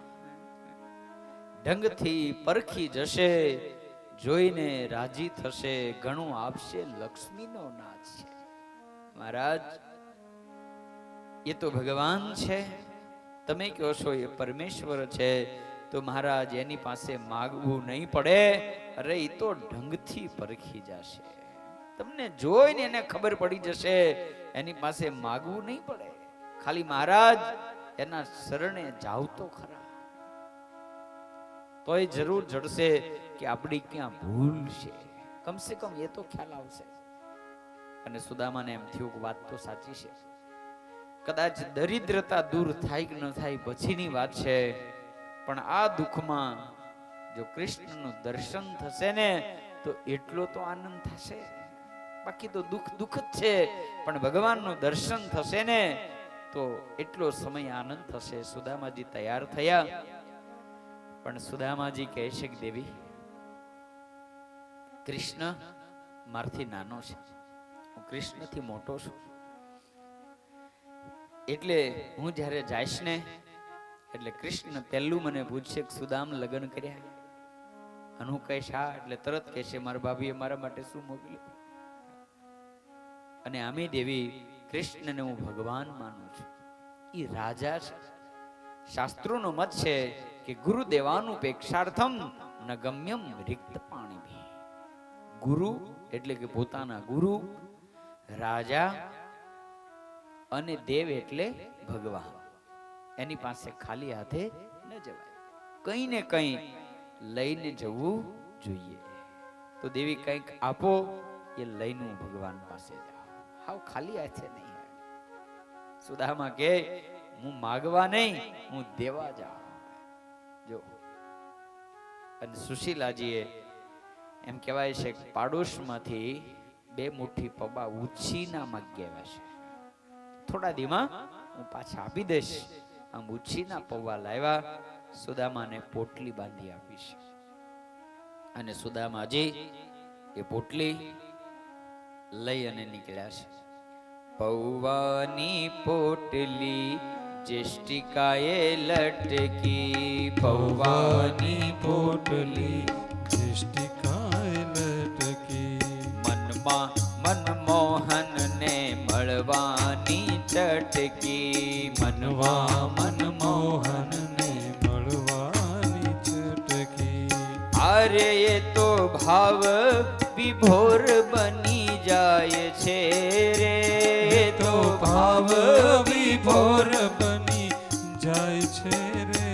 જુઓ સુદામાજી દ્વારકામાં જાય છે. અરે જુઓ સુદામાજી દ્વારિકામાં જાય છે. વસ્ત્ર સાજુ નવ મળે, જોતા હૃદય બળે. વસ્ત્ર સાજુ નવ મળે, જોતા હૃદય બળે. અરે કેવી ભક્તની કસોટી થાય છે રે, કેવી ભક્તની કસોટી થાય છે રે. જુઓ સુદામાજી દ્વારકામાં જાય છે. હરે જુઓ સુદામાજી દ્વારિકામાં જાય છે. સુદામાજી જ્યારે દ્વારિકામાં આવે છે, વસ્ત્ર સાજુ નથી. એમ કહેવાય કોઈ જોઈ જાય ને તો એનો વેશ, એનું દુઃખ એ જોઈને હૃદય બળવા લાગે. આવી સુદામાની સ્થિતિ છે. અને એ સુદામાજી ચાલતા ચાલતા દિવસો પછી જ્યારે દ્વારિકા પહોંચ્યા છે, દ્વારિકાના દરવાજે સુદામાજીને રોકવામાં આવ્યા. પેરીગરોએ કીધું છે, ગુરુદેવ ક્યાં જવું છે? અને સુદામાજી બોલ્યા છે કે તમારા રાજા દ્વારકાધીશને મળવું છે. સૈનિકોએ પૂછ્યું, કરે મહારાજ આપને રાજાનું શું કામ છે? ભિક્ષા જોઈએ, બોલો લાવી દઈએ. સુદામાજીએ કીધું કે નહીં, હું ભિક્ષા લેવા નથી આવ્યો. કૃષ્ણ છે ને એ મારો સખા છે, મારો બાળ સખા છે, મારો બાળપણનો ભાઈબંધ છે, એટલે હું એને મળવા આવ્યો છું. અને ચોકીદારો હસવા લાગ્યા છે. અરે ભૂદેવ, ભિક્ષા હાટુથી આવું જૂઠું શું કામ બોલો છો? અરે ક્યાં સોનાની નગરીનો માલિક એ તમારો ભાઈબંધ? શું તમે ગોકુળના છો? બોલે ના, હું તો પોરબંદર થી આવું છું. અને એ સમયે ચોકીદારોને સુદામાની વાત ગળે નથી ઉતરી. અને ત્યારે સુદામાએ કીધું, તો સાંભળો, તમે બ્રાહ્મણને ઈ માગે ભિક્ષા તો આપી શકો કે નહીં? બોલે હા, આ તો દ્વારકાધીશની નગરી છે, બ્રાહ્મણ તો મારે માટે વંદનીય અને પૂજનીય છે, માટે આ ભિક્ષા જે માગવું એ મળી જશે. સુદામાએ કીધું, બસ ભિક્ષામાં એટલું આપો, દ્વારકાધીશ સુધી સમાચાર પોગાડો કે પોરબંદર થી તમારો મિત્ર સુદામા આવ્યો છે, તમને મળવા માંગે છે. કૃષ્ણ જો રજા આપે તો હું મળીશ, નકર હસતા હસતા પાછો જતો રહીશ. મને દુઃખ નહીં થાય, કારણ કે એટલો મોટો રાજા છે અને હું સામાન્ય એક ગરીબ બ્રાહ્મણ છું. અને સૈનિકને લાગ્યું કે વાત સાચી છે, બ્રાહ્મણને નારાજ ન કરાય. એટલે એ સમય સૈનિક જ્યાં રાજમહેલમાં જાય, ભગવાન પોતાની પટરાણીઓની સાથે બિરાજિત છે. સૈનિકે આવીને કહ્યું છે કે મહારાજ કી જય હો. મહારાજ, દરવાજે એક ગરીબ બ્રાહ્મણ આવ્યો છે, ફાટેલા તૂટેલા કપડા છે, અને મહારાજ એ એ આપને મળવાની ઈચ્છા વ્યક્ત કરે છે. ભગવાને કીધું કઈ નામ બતાવ્યું, ક્યાંથી આવે છે? બોલે હા મહારાજ, પોરબંદર થી આવે છે અને સુદામ આવું નામ છે. અને જ્યાં ભગવાને સુદામા નામ સાંભળ્યું, ભગવાન એકદમ ઊભા થઈ ગયા અને અષ્ટપટરાણીઓને કહે છે જલ્દી તૈયારી કરો, મારો પરમ સખા આવ્યો છે, મારો પરમ મિત્ર આવ્યો છે, એના સ્વાગતની તૈયારી કરો, એના સ્નાનની તૈયારી કરો. આજે એને જે સૌથી વધારે રાજી કરશે ને એના ઉપર મારો સૌથી વધારે રાજીપો થશે. રાણીઓને એમ લાગ્યું ઓહ કોઈ ખાસ મિત્ર હશે. રાણીઓ તૈયારી કરવા લાગ્યા અને આ બાજુ ભગવાને એ સમય એમ કહેવાય દોડ કાઢી છે. ભગવાન કૃષ્ણ સ્વયં જ્યારે દોડ્યા, દરવાણીઓએ આ દ્રશ્ય જોયું, ભગવાનને દોડતા આવ્યા. દરવાણીઓએ સુદામાના પગ પકડ્યા કે મહારાજ માફ કરજો, અમે તમને ઓળખી ન ગયા. બોલાવાની વાત એક બાજુ, ભગવાન દોડતા તમારી સામે આવી રહ્યા છે. અને ત્યારે સુદામાએ કીધું ચિંતા નહીં કરો, હું તમને શું કહું, કારણ કે મને તો દુનિયાના લોકો ન ઓળખી શકે. આ તો કૃષ્ણ મહાન છે, એટલે એની મહાનતા છે કે ઈ મને ઓળખી ગયો. બાકી તમે જે સમજો એ જ હું ગરીબ બ્રાહ્મણ છું. સૈનિકોએ કીધું કે મહારાજ જોજો અમારી ફરિયાદ ન કરતા, રોક્યા એમ. અને એ જ વખતે ભગવાન કૃષ્ણ સુદામાને બાથમાં લઈને બેઠ્યા છે અને સુદામાને એમ કહેવાય પોતાના મહેલમાં લઈ ગયા. સોનાના પાટલા ઉપર બેસાડી, ત્યાં તો એમ કહેવાય છે કે રાણીઓ સરસ મજાનું ગરમ જળ લાવ્યા છે. સુદામાને એ સમયે રાણીઓ સહિત ભગવાને સુંદર સ્નાન કરાવ્યું છે. સ્નાન કરાવી અને એ જ વખતે ભગવાને રૂકમિણીજીને કીધું કે મારા મિત્ર માટે મારા કપડા લાવો. સુંદર ધોતી ઉત્તરી વસ્ત્ર રૂકમિણીજી લાવ્યા. સુદામાને કીધું જો સુદામા આ વસ્ત્ર ધારણ કરો. સુદામા કહે છે કૃષ્ણ તારા છે. સુદામા કે હું મારું તારું જુદું છે, ભૂલી ગયો? આપણે ભેગા જ રહેતા હતા, પહેરી લે. સુદામાએ કીધું સારું લાવ. સુદામાએ ભગવાનના વસ્ત્ર પહેર્યા અને એના વસ્ત્ર જે સુદામાના હતા એ ભગવાને લઈ રૂકમિણીજીને આપીને કીધું છે કે દેવી આને બરાબર ધોઈ હંકેલી મૂકી રાખો, હું માગું ત્યારે આપજો. અને પછી એમ કહેવાય ભગવાને સુદામાના રાણીઓએ સહિત ચરણ પખાળ્યા. સુદામાની સાથે બેસી ભગવાને ભોજન કર્યું છે. ભોજન કરી અને રાત્રિ થઈ અને એ વખતે એમ કહેવાય ભગવાન સુદામાની સાથે બેઠા છે, ઈંડોળા ખાટે બેઠા. અને ભગવાન સુદામાને કુશળતા પૂછતા બોલ્યા છે કે સુદામ બહુ દિવસે તને મારી યાદ આવી. અરે સુદામ તું તો મને ભૂલી જ ગયો તો. સુદામા કહે છે ડાયો થા, તું મને ક્યાં યાદ કરતો હતો? ભગવાન કૃષ્ણ કહે છે સુદામ એ છોડો, મને એ બતાવ વ્યવસાયમાં શું કરો, કેમ જગ વિચરો. હે સુદામ એ તો બતાવ, તું બિઝનેસ શું કરે છે, તું ધંધો શું કરે છે? અને અચ્છા સુદામ ઈ તો કે લગ્ન કર્યા કે નહીં? સુદામ કહે છે કે લાલા સાંભળ, લગ્ન કર્યા છે. તારી કૃપાથી જેવા નામ એવા જ ગુણ. સુશીલા નામની કન્યા પણ છે અને 10 બાળકો પણ છે. ભગવાન કહે છે કે લા સુદામ તો તારો પરિવાર બહુ મોટો.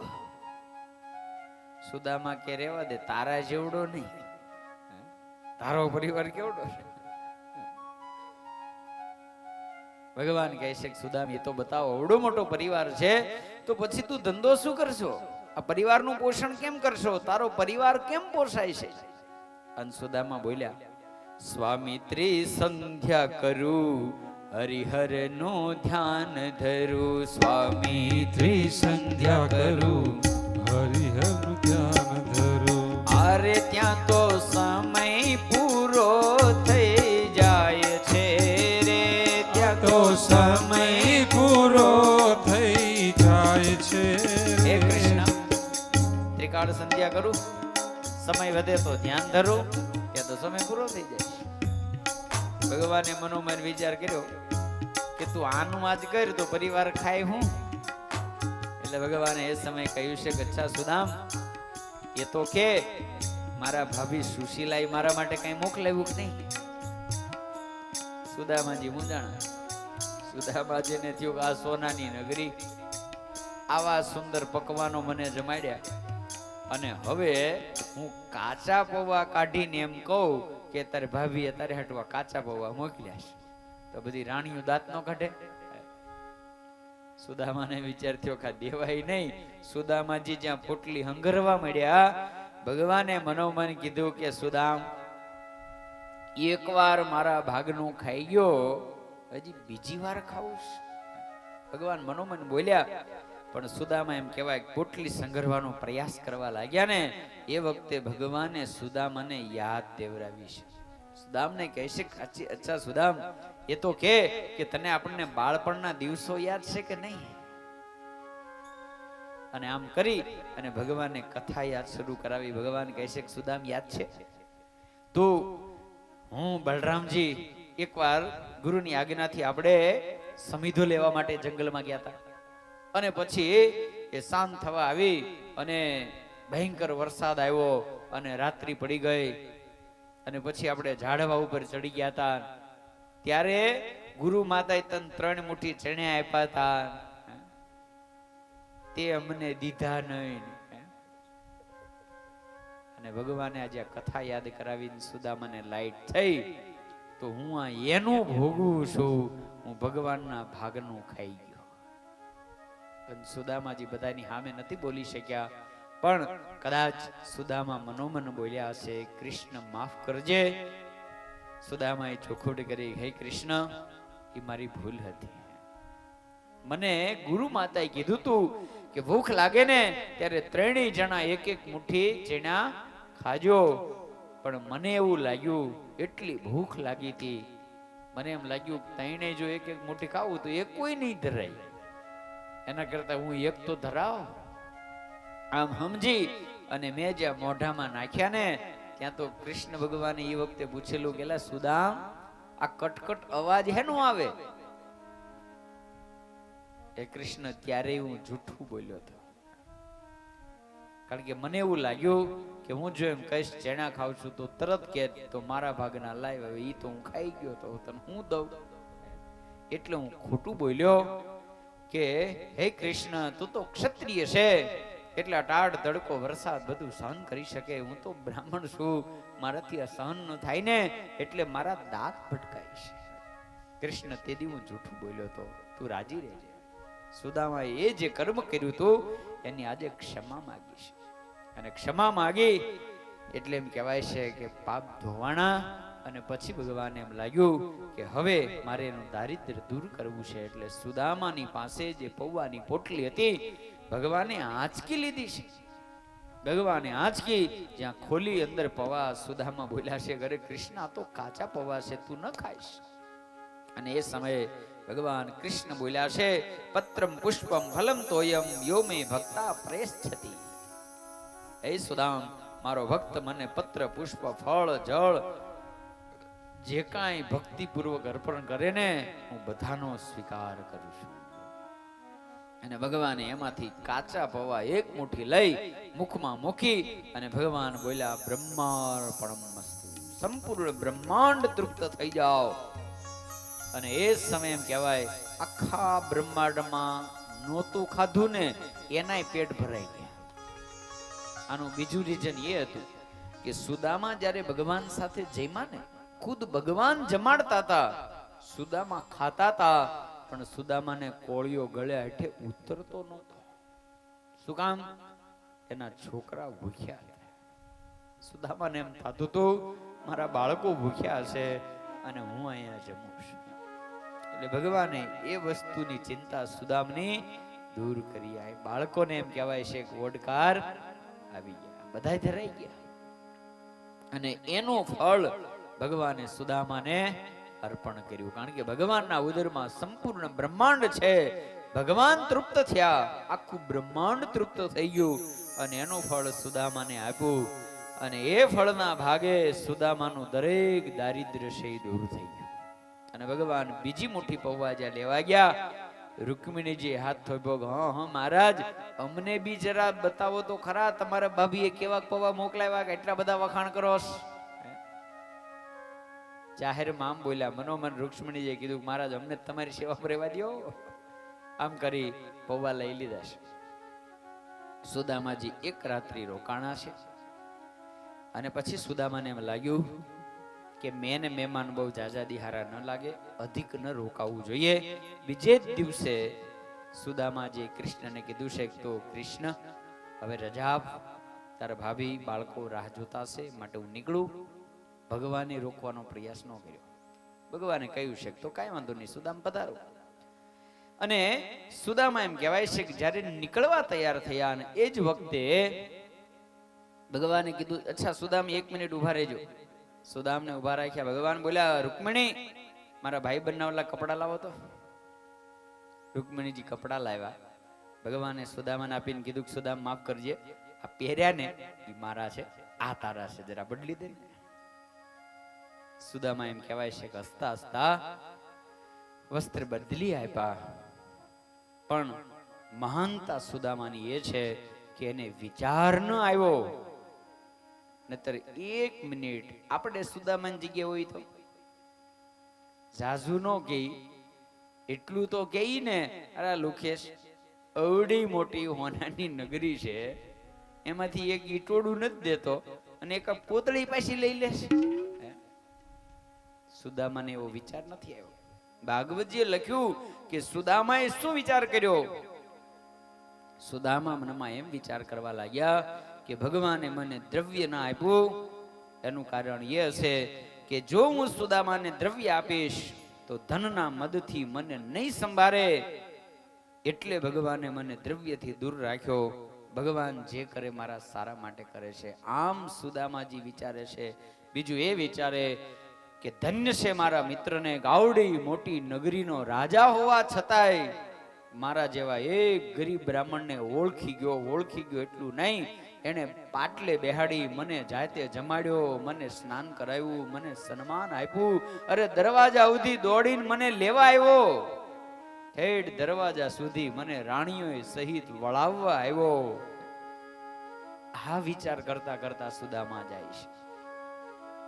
અહીંયા આપણને ઘણી વાર એવું થાય કે માની લો ભગવાને એ વખતે સુદામાની એક ઈંટ જોડી નાખી દીધી હોત તો શું વાંધો હતો?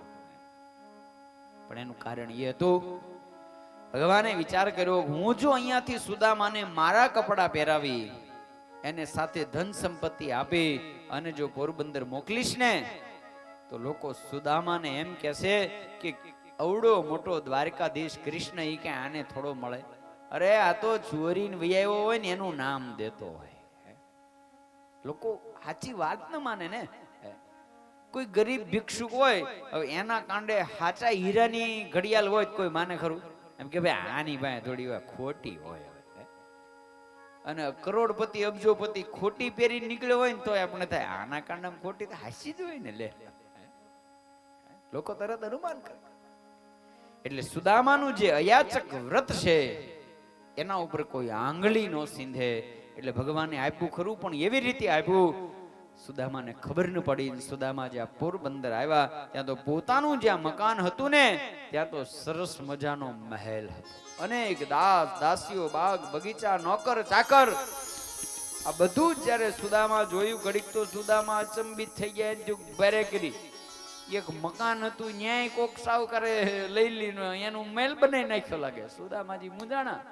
ત્યાં તો અંદરથી શ્રીમતીજી સુશીલા દેવી બાળકો બધા દોડતા આવ્યા, સુદામાની પૂજા કરી છે. સુદામાએ કીધું કરે દેવી આ કોના ઘરે, આ શું થયું? બોલે મહારાજ આપણું મકાન છે. અરે આપણી ઝૂંપડી? બોલે ઝૂંપડી નહીં, હવે ત્યાં મહેલ બની ગયો. કઈ રીતે?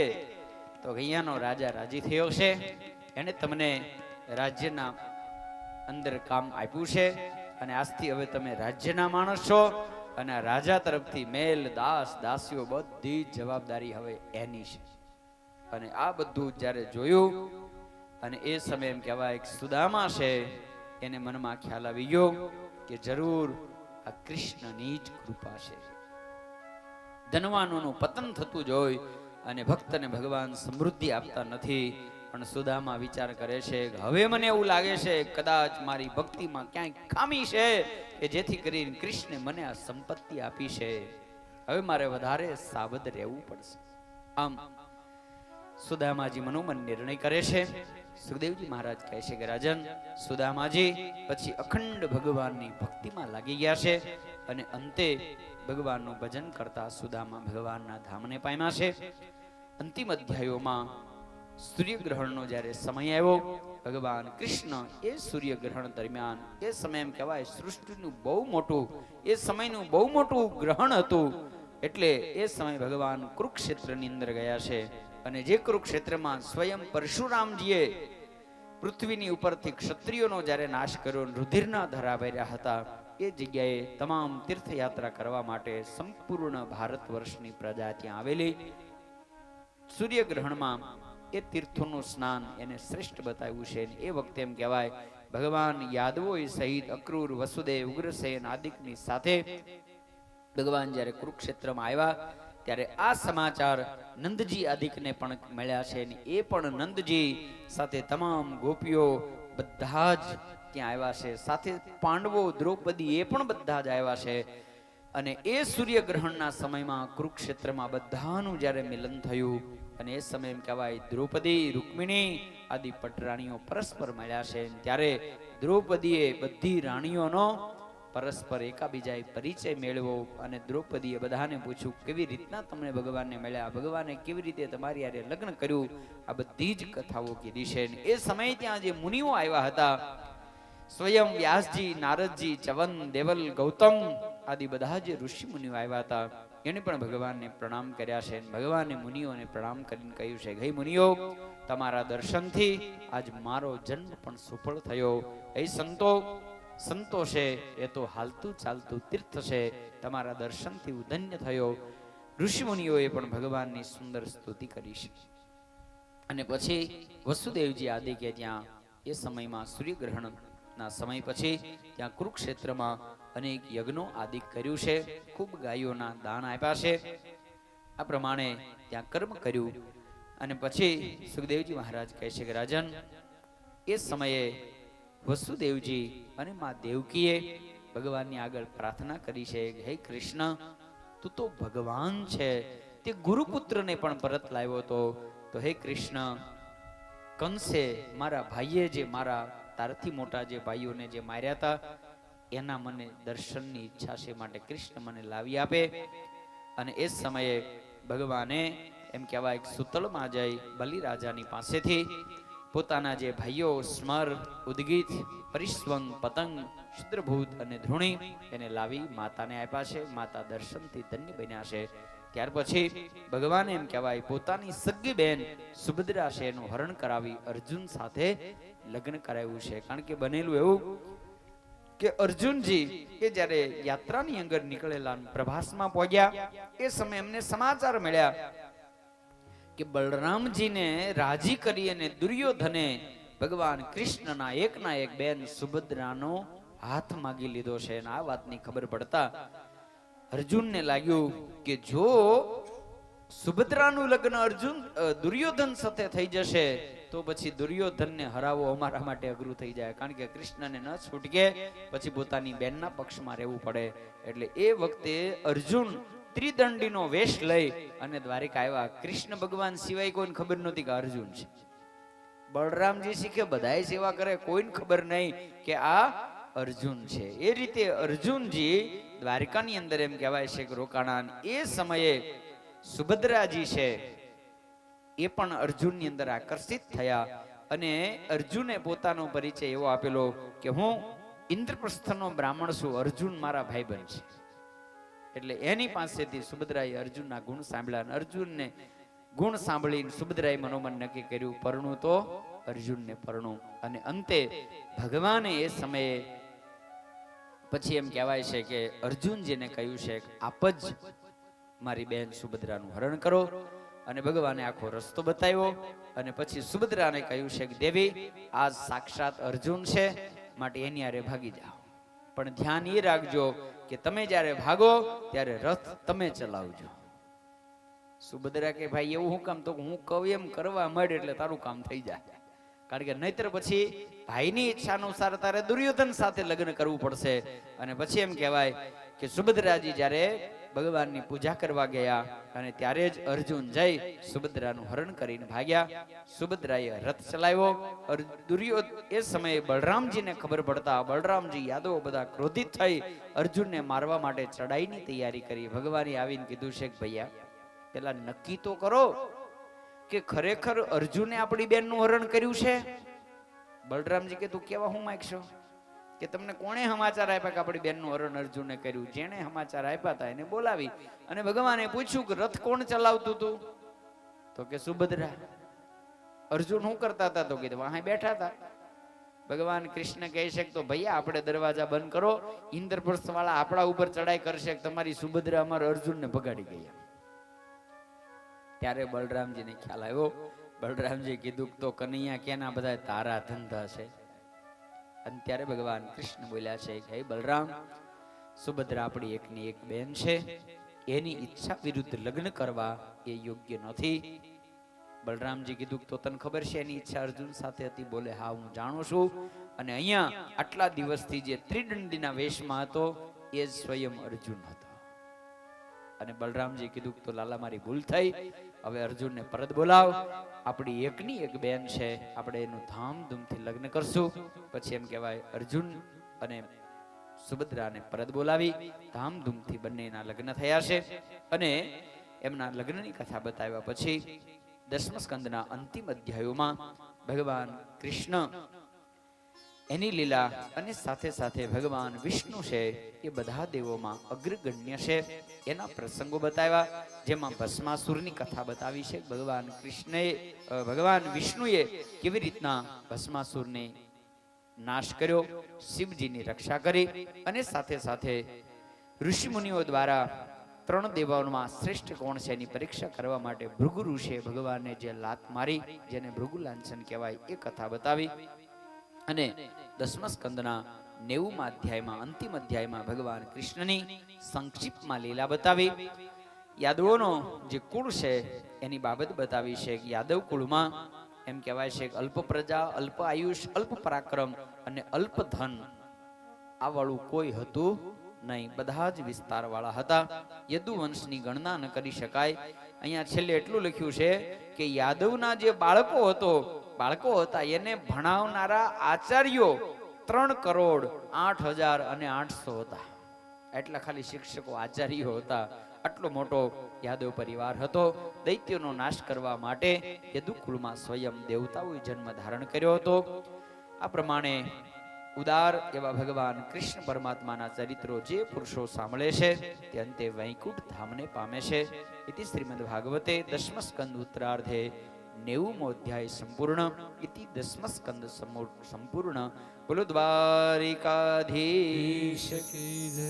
10મા સ્કંદની કથા એને અહીંયા જ્યારે વિરામ મળે છે ત્યારે છેલ્લે 2 શબ્દો મારા પૂજ્ય શાસ્ત્રી સ્વામી ઘનશ્યામદાસજી સ્વામી અને મેં આપ દરેક ભક્તોને પરમ પૂજ્ય આચાર્ય મહારાજ શ્રી અને આપણા સૌના ભાવિ ગુરુ લાલજી મહારાજના આશીર્વાદથી આ શ્રાવણ માસ દરમિયાન રોજ કલાક 10મા સ્કંદની કથા સંભળાવી છે. એ કથાની અંદર ક્યાંય નાની મોટી ભૂલ થઈ હોય, ભાગવતજીના અધૂરા જ્ઞાનને કારણે કદાચ કોઈ વાત છૂટી ગઈ હોય, અથવા તો ભાષા વિવેકમાં ક્યાંય ભૂલ દ્વારા કોઈ ચરિત્રમાં કોઈ શબ્દ અડવળો થયો હોય, કોઈ એવી વાત બોલાણી હોય જે આપના હૃદયને ઠેંચ પહોંચી હોય, તો આજના દિવસે આપ દરેક ભક્તો ઉદાર હૃદયે ગોપીનાથજી મહારાજનો એક નાનો સાધુ સમજી ઉદાર હૃદયે ક્ષમા કરશો, રાજી રહેજો અને મહારાજના ચરણોમાં આવી પ્રાર્થના કરજો કે ભગવાનના ચરિત્રો ખૂબ સારી રીતે ગાઈ શકીએ, જેવા છે એવા ચરિત્રો ભગવાન નામે ગાઈ શકીએ એવી મહારાજના ચરણોમાં પ્રાર્થના સાથે ક્યાંય બી આમાં કથા દરમિયાન ભૂલ થઈ હોય તો આપ દરેક ભગવાનના ભક્ત છો. આપના હૃદયને ઠેંચ પહોંચી હોય તો આપના હૃદયમાં બિરાજિત પરમેશ્વરને વારંવાર વંદન કરી ક્ષમા યાચનાની સાથે કથાની સમાપ્તિ ઘોષિત કરું છું. બોલે દ્વારિકાધીશ કી જય. બોલો સ્વામિનારાયણ ભગવાનની જય. ઈષ્ટદેવ પરાત્પર પૂર્ણ પુરુષોત્તમ સર્વોપરી ભગવાન સ્વામિનારાયણ પરમ પૂજ્ય ધર્મ ધુરંધર 1008 આચાર્ય મહારાજ શ્રી અજેન્દ્ર પ્રસાદજી મહારાજ શ્રી, પરમ પૂજ્ય ભાવિ આચાર્ય 108 લાલજી મહારાજ શ્રી નુગેન્દ્ર પ્રસાદજી મહારાજ શ્રીના દિવ્ય રૂડા આશીર્વાદથી ભગવાન શ્રીનું પ્રગટ સ્વરૂપ ગોપીનાથજી મહારાજના દિવ્ય સાનિધ્યમાં મહારાજની આજ્ઞાનુસાર શ્રીમદ ભાગવત દસમ સ્કંદ કથા શ્રાવણ માસ એની આજે સમાપ્તિનો અમાસનો પવિત્ર દિવસ છે અને ખૂબ આનંદથી પૂજ્ય છપૈયા સ્વામીએ આપણને શ્રીમદ ભાગવત દસમ સ્કંદ છે એનું શ્રવણ કરાવ્યું છે. ચાલુ મેં કર્યું હતું પણ પછી ખો આપી દીધી એટલે સરસ કથા. ખૂબ હરિભક્તોને આનંદ આવ્યો છે. ઘણા હરિભક્તોના ફોન પણ આવ્યા છે, મેસેજ આવ્યા છે કે ખૂબ સરસ ભાગવતની કથા થાય છે. ગોપીનાથજી મહારાજના ચરણોમાં પ્રાર્થના કરીએ કે મહારાજ પૂજ્ય છપૈયા સ્વામીને ખૂબ ભગવાનની કથા શક્તિનું બળ આપે. આ પ્રસંગે સમાપ્તિના સમયે પૂજ્ય એસપી સ્વામી ઉપસ્થિત છે. એમને વિનંતી કરીશ કે 2 મિનિટ પોતાના હૃદયનો ભાવ છે એ અહીંયા રજૂ કરશે. પૂજ્ય એસપી સ્વામી.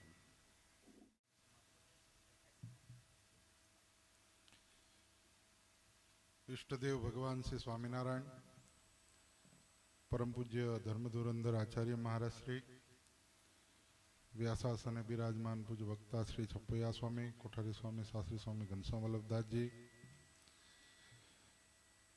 પવિત્ર શ્રાવણ માસની અંદર ભગવાન સ્વામિનારાયણની આજ્ઞા મુજબ શ્રીમદ ભાગવત મહાપુરાણનો 10મ સ્કંદ આપણે સાંભળી રહ્યા હતા.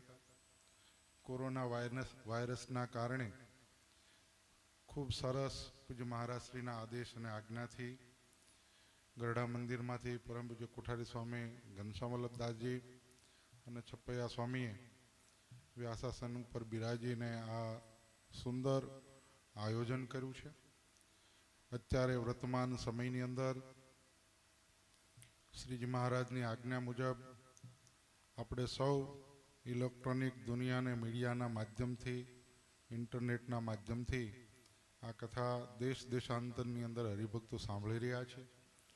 જેના ભાગ્યમાં હોય એ આ કથા આવા સમયની અંદર આવી ટેકનોલોજીના માધ્યમથી આપણે આનો લાભ લઈ શકીએ છીએ. નહીતર ઘણા વોટ્સઅપ ને મોબાઈલ ને ઇન્ટરનેટ ઘૂમડતા હોય પણ ભગવાનની કથા તો જેના ભાગ્યમાં લખી હોય એ જોઈ શકે ને એ સાંભળી શકે.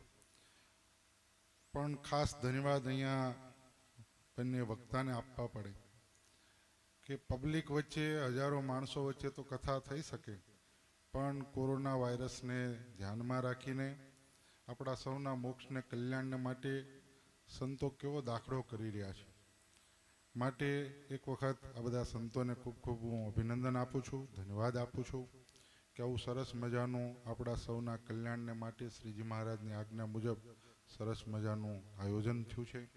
સાથે ધૂનનું પણ આયોજન છે, યજ્ઞનું પણ આયોજન કરવામાં આવ્યું છે.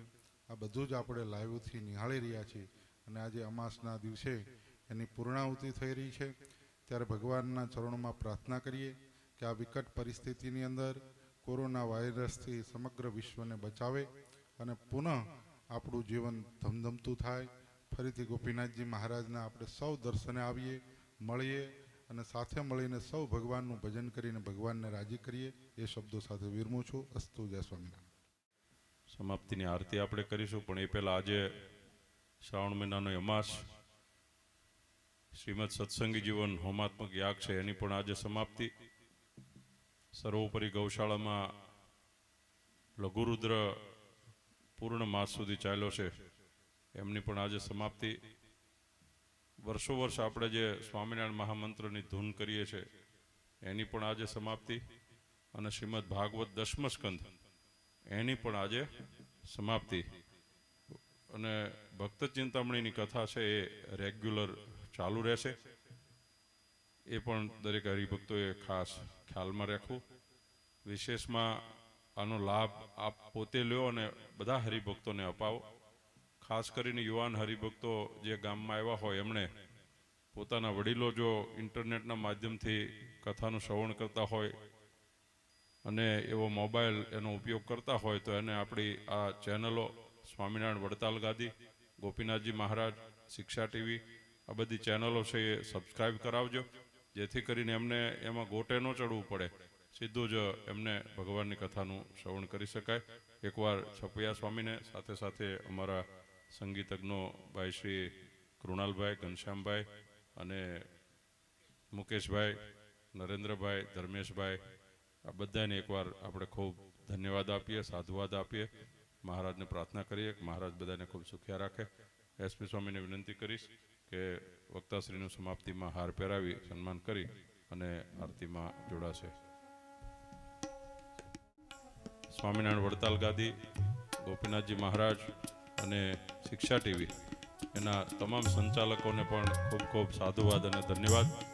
મહારાજ એમને પણ ખૂબ સુખ્યા રાખે અને સત્સંગનું બળ આપે. તો આવો આજે શ્રીમદ ભાગવત દસમા સ્કંદ સમાપ્તિની આપણે આરતી કરીએ. કાના કાળા પ્રભુ જય કાના કાળા, મીઠી મોરલી વાળા, મીઠી મોરલી વાળા, ગોપીના પ્યારા, ઓમ જય કાના કાળા. કામણ ગારા કાન કામણ બો કીધા, અલા કામણ બો કીધા, માખણ ચોરી મોહન, માખણ ચોરી મોહન, ચિત ચોરી લીધા, ઓમ જય કાના કાળા. નંદ યશોદા ઘેર વૈકુંઠ ઉતારી, વાલે વૈકુંઠ ઉતારી, કાલીએ મર્દન કીધા, કાલીએ મર્દન કીધા, ગાયોને ચારી, ઓમ જય કાના કાળા. આવો ગુણ તણો તુજ પાર કેને નહીં આવે, પ્રભુ કેને નહીં આવે, નીતિ નીતિ વેદ પુકારે, નીતિ નીતિ પુકારે, પુનિત સુકારે, ઓમ જય કાના કાળા. આયવસર કરુણાનિધિ કરુણા બોકી થી, હલ કરુણા બોકી થી, મુક્તાનંદ કહે મુક્તિ, મુક્તાનંદ કહે મુક્તિ, સુગમ કરી સીધી, ઓમ જય સદગુરુ સ્વામી. હરિ ઓમ માણિકાંચ પાપની જન્માર્થતાને શરણક પ્રદક્ષિણામ વદે વદે દેવાવિન્નમ આત્મરક્ષાર્થે આત્મૈવંદનમ.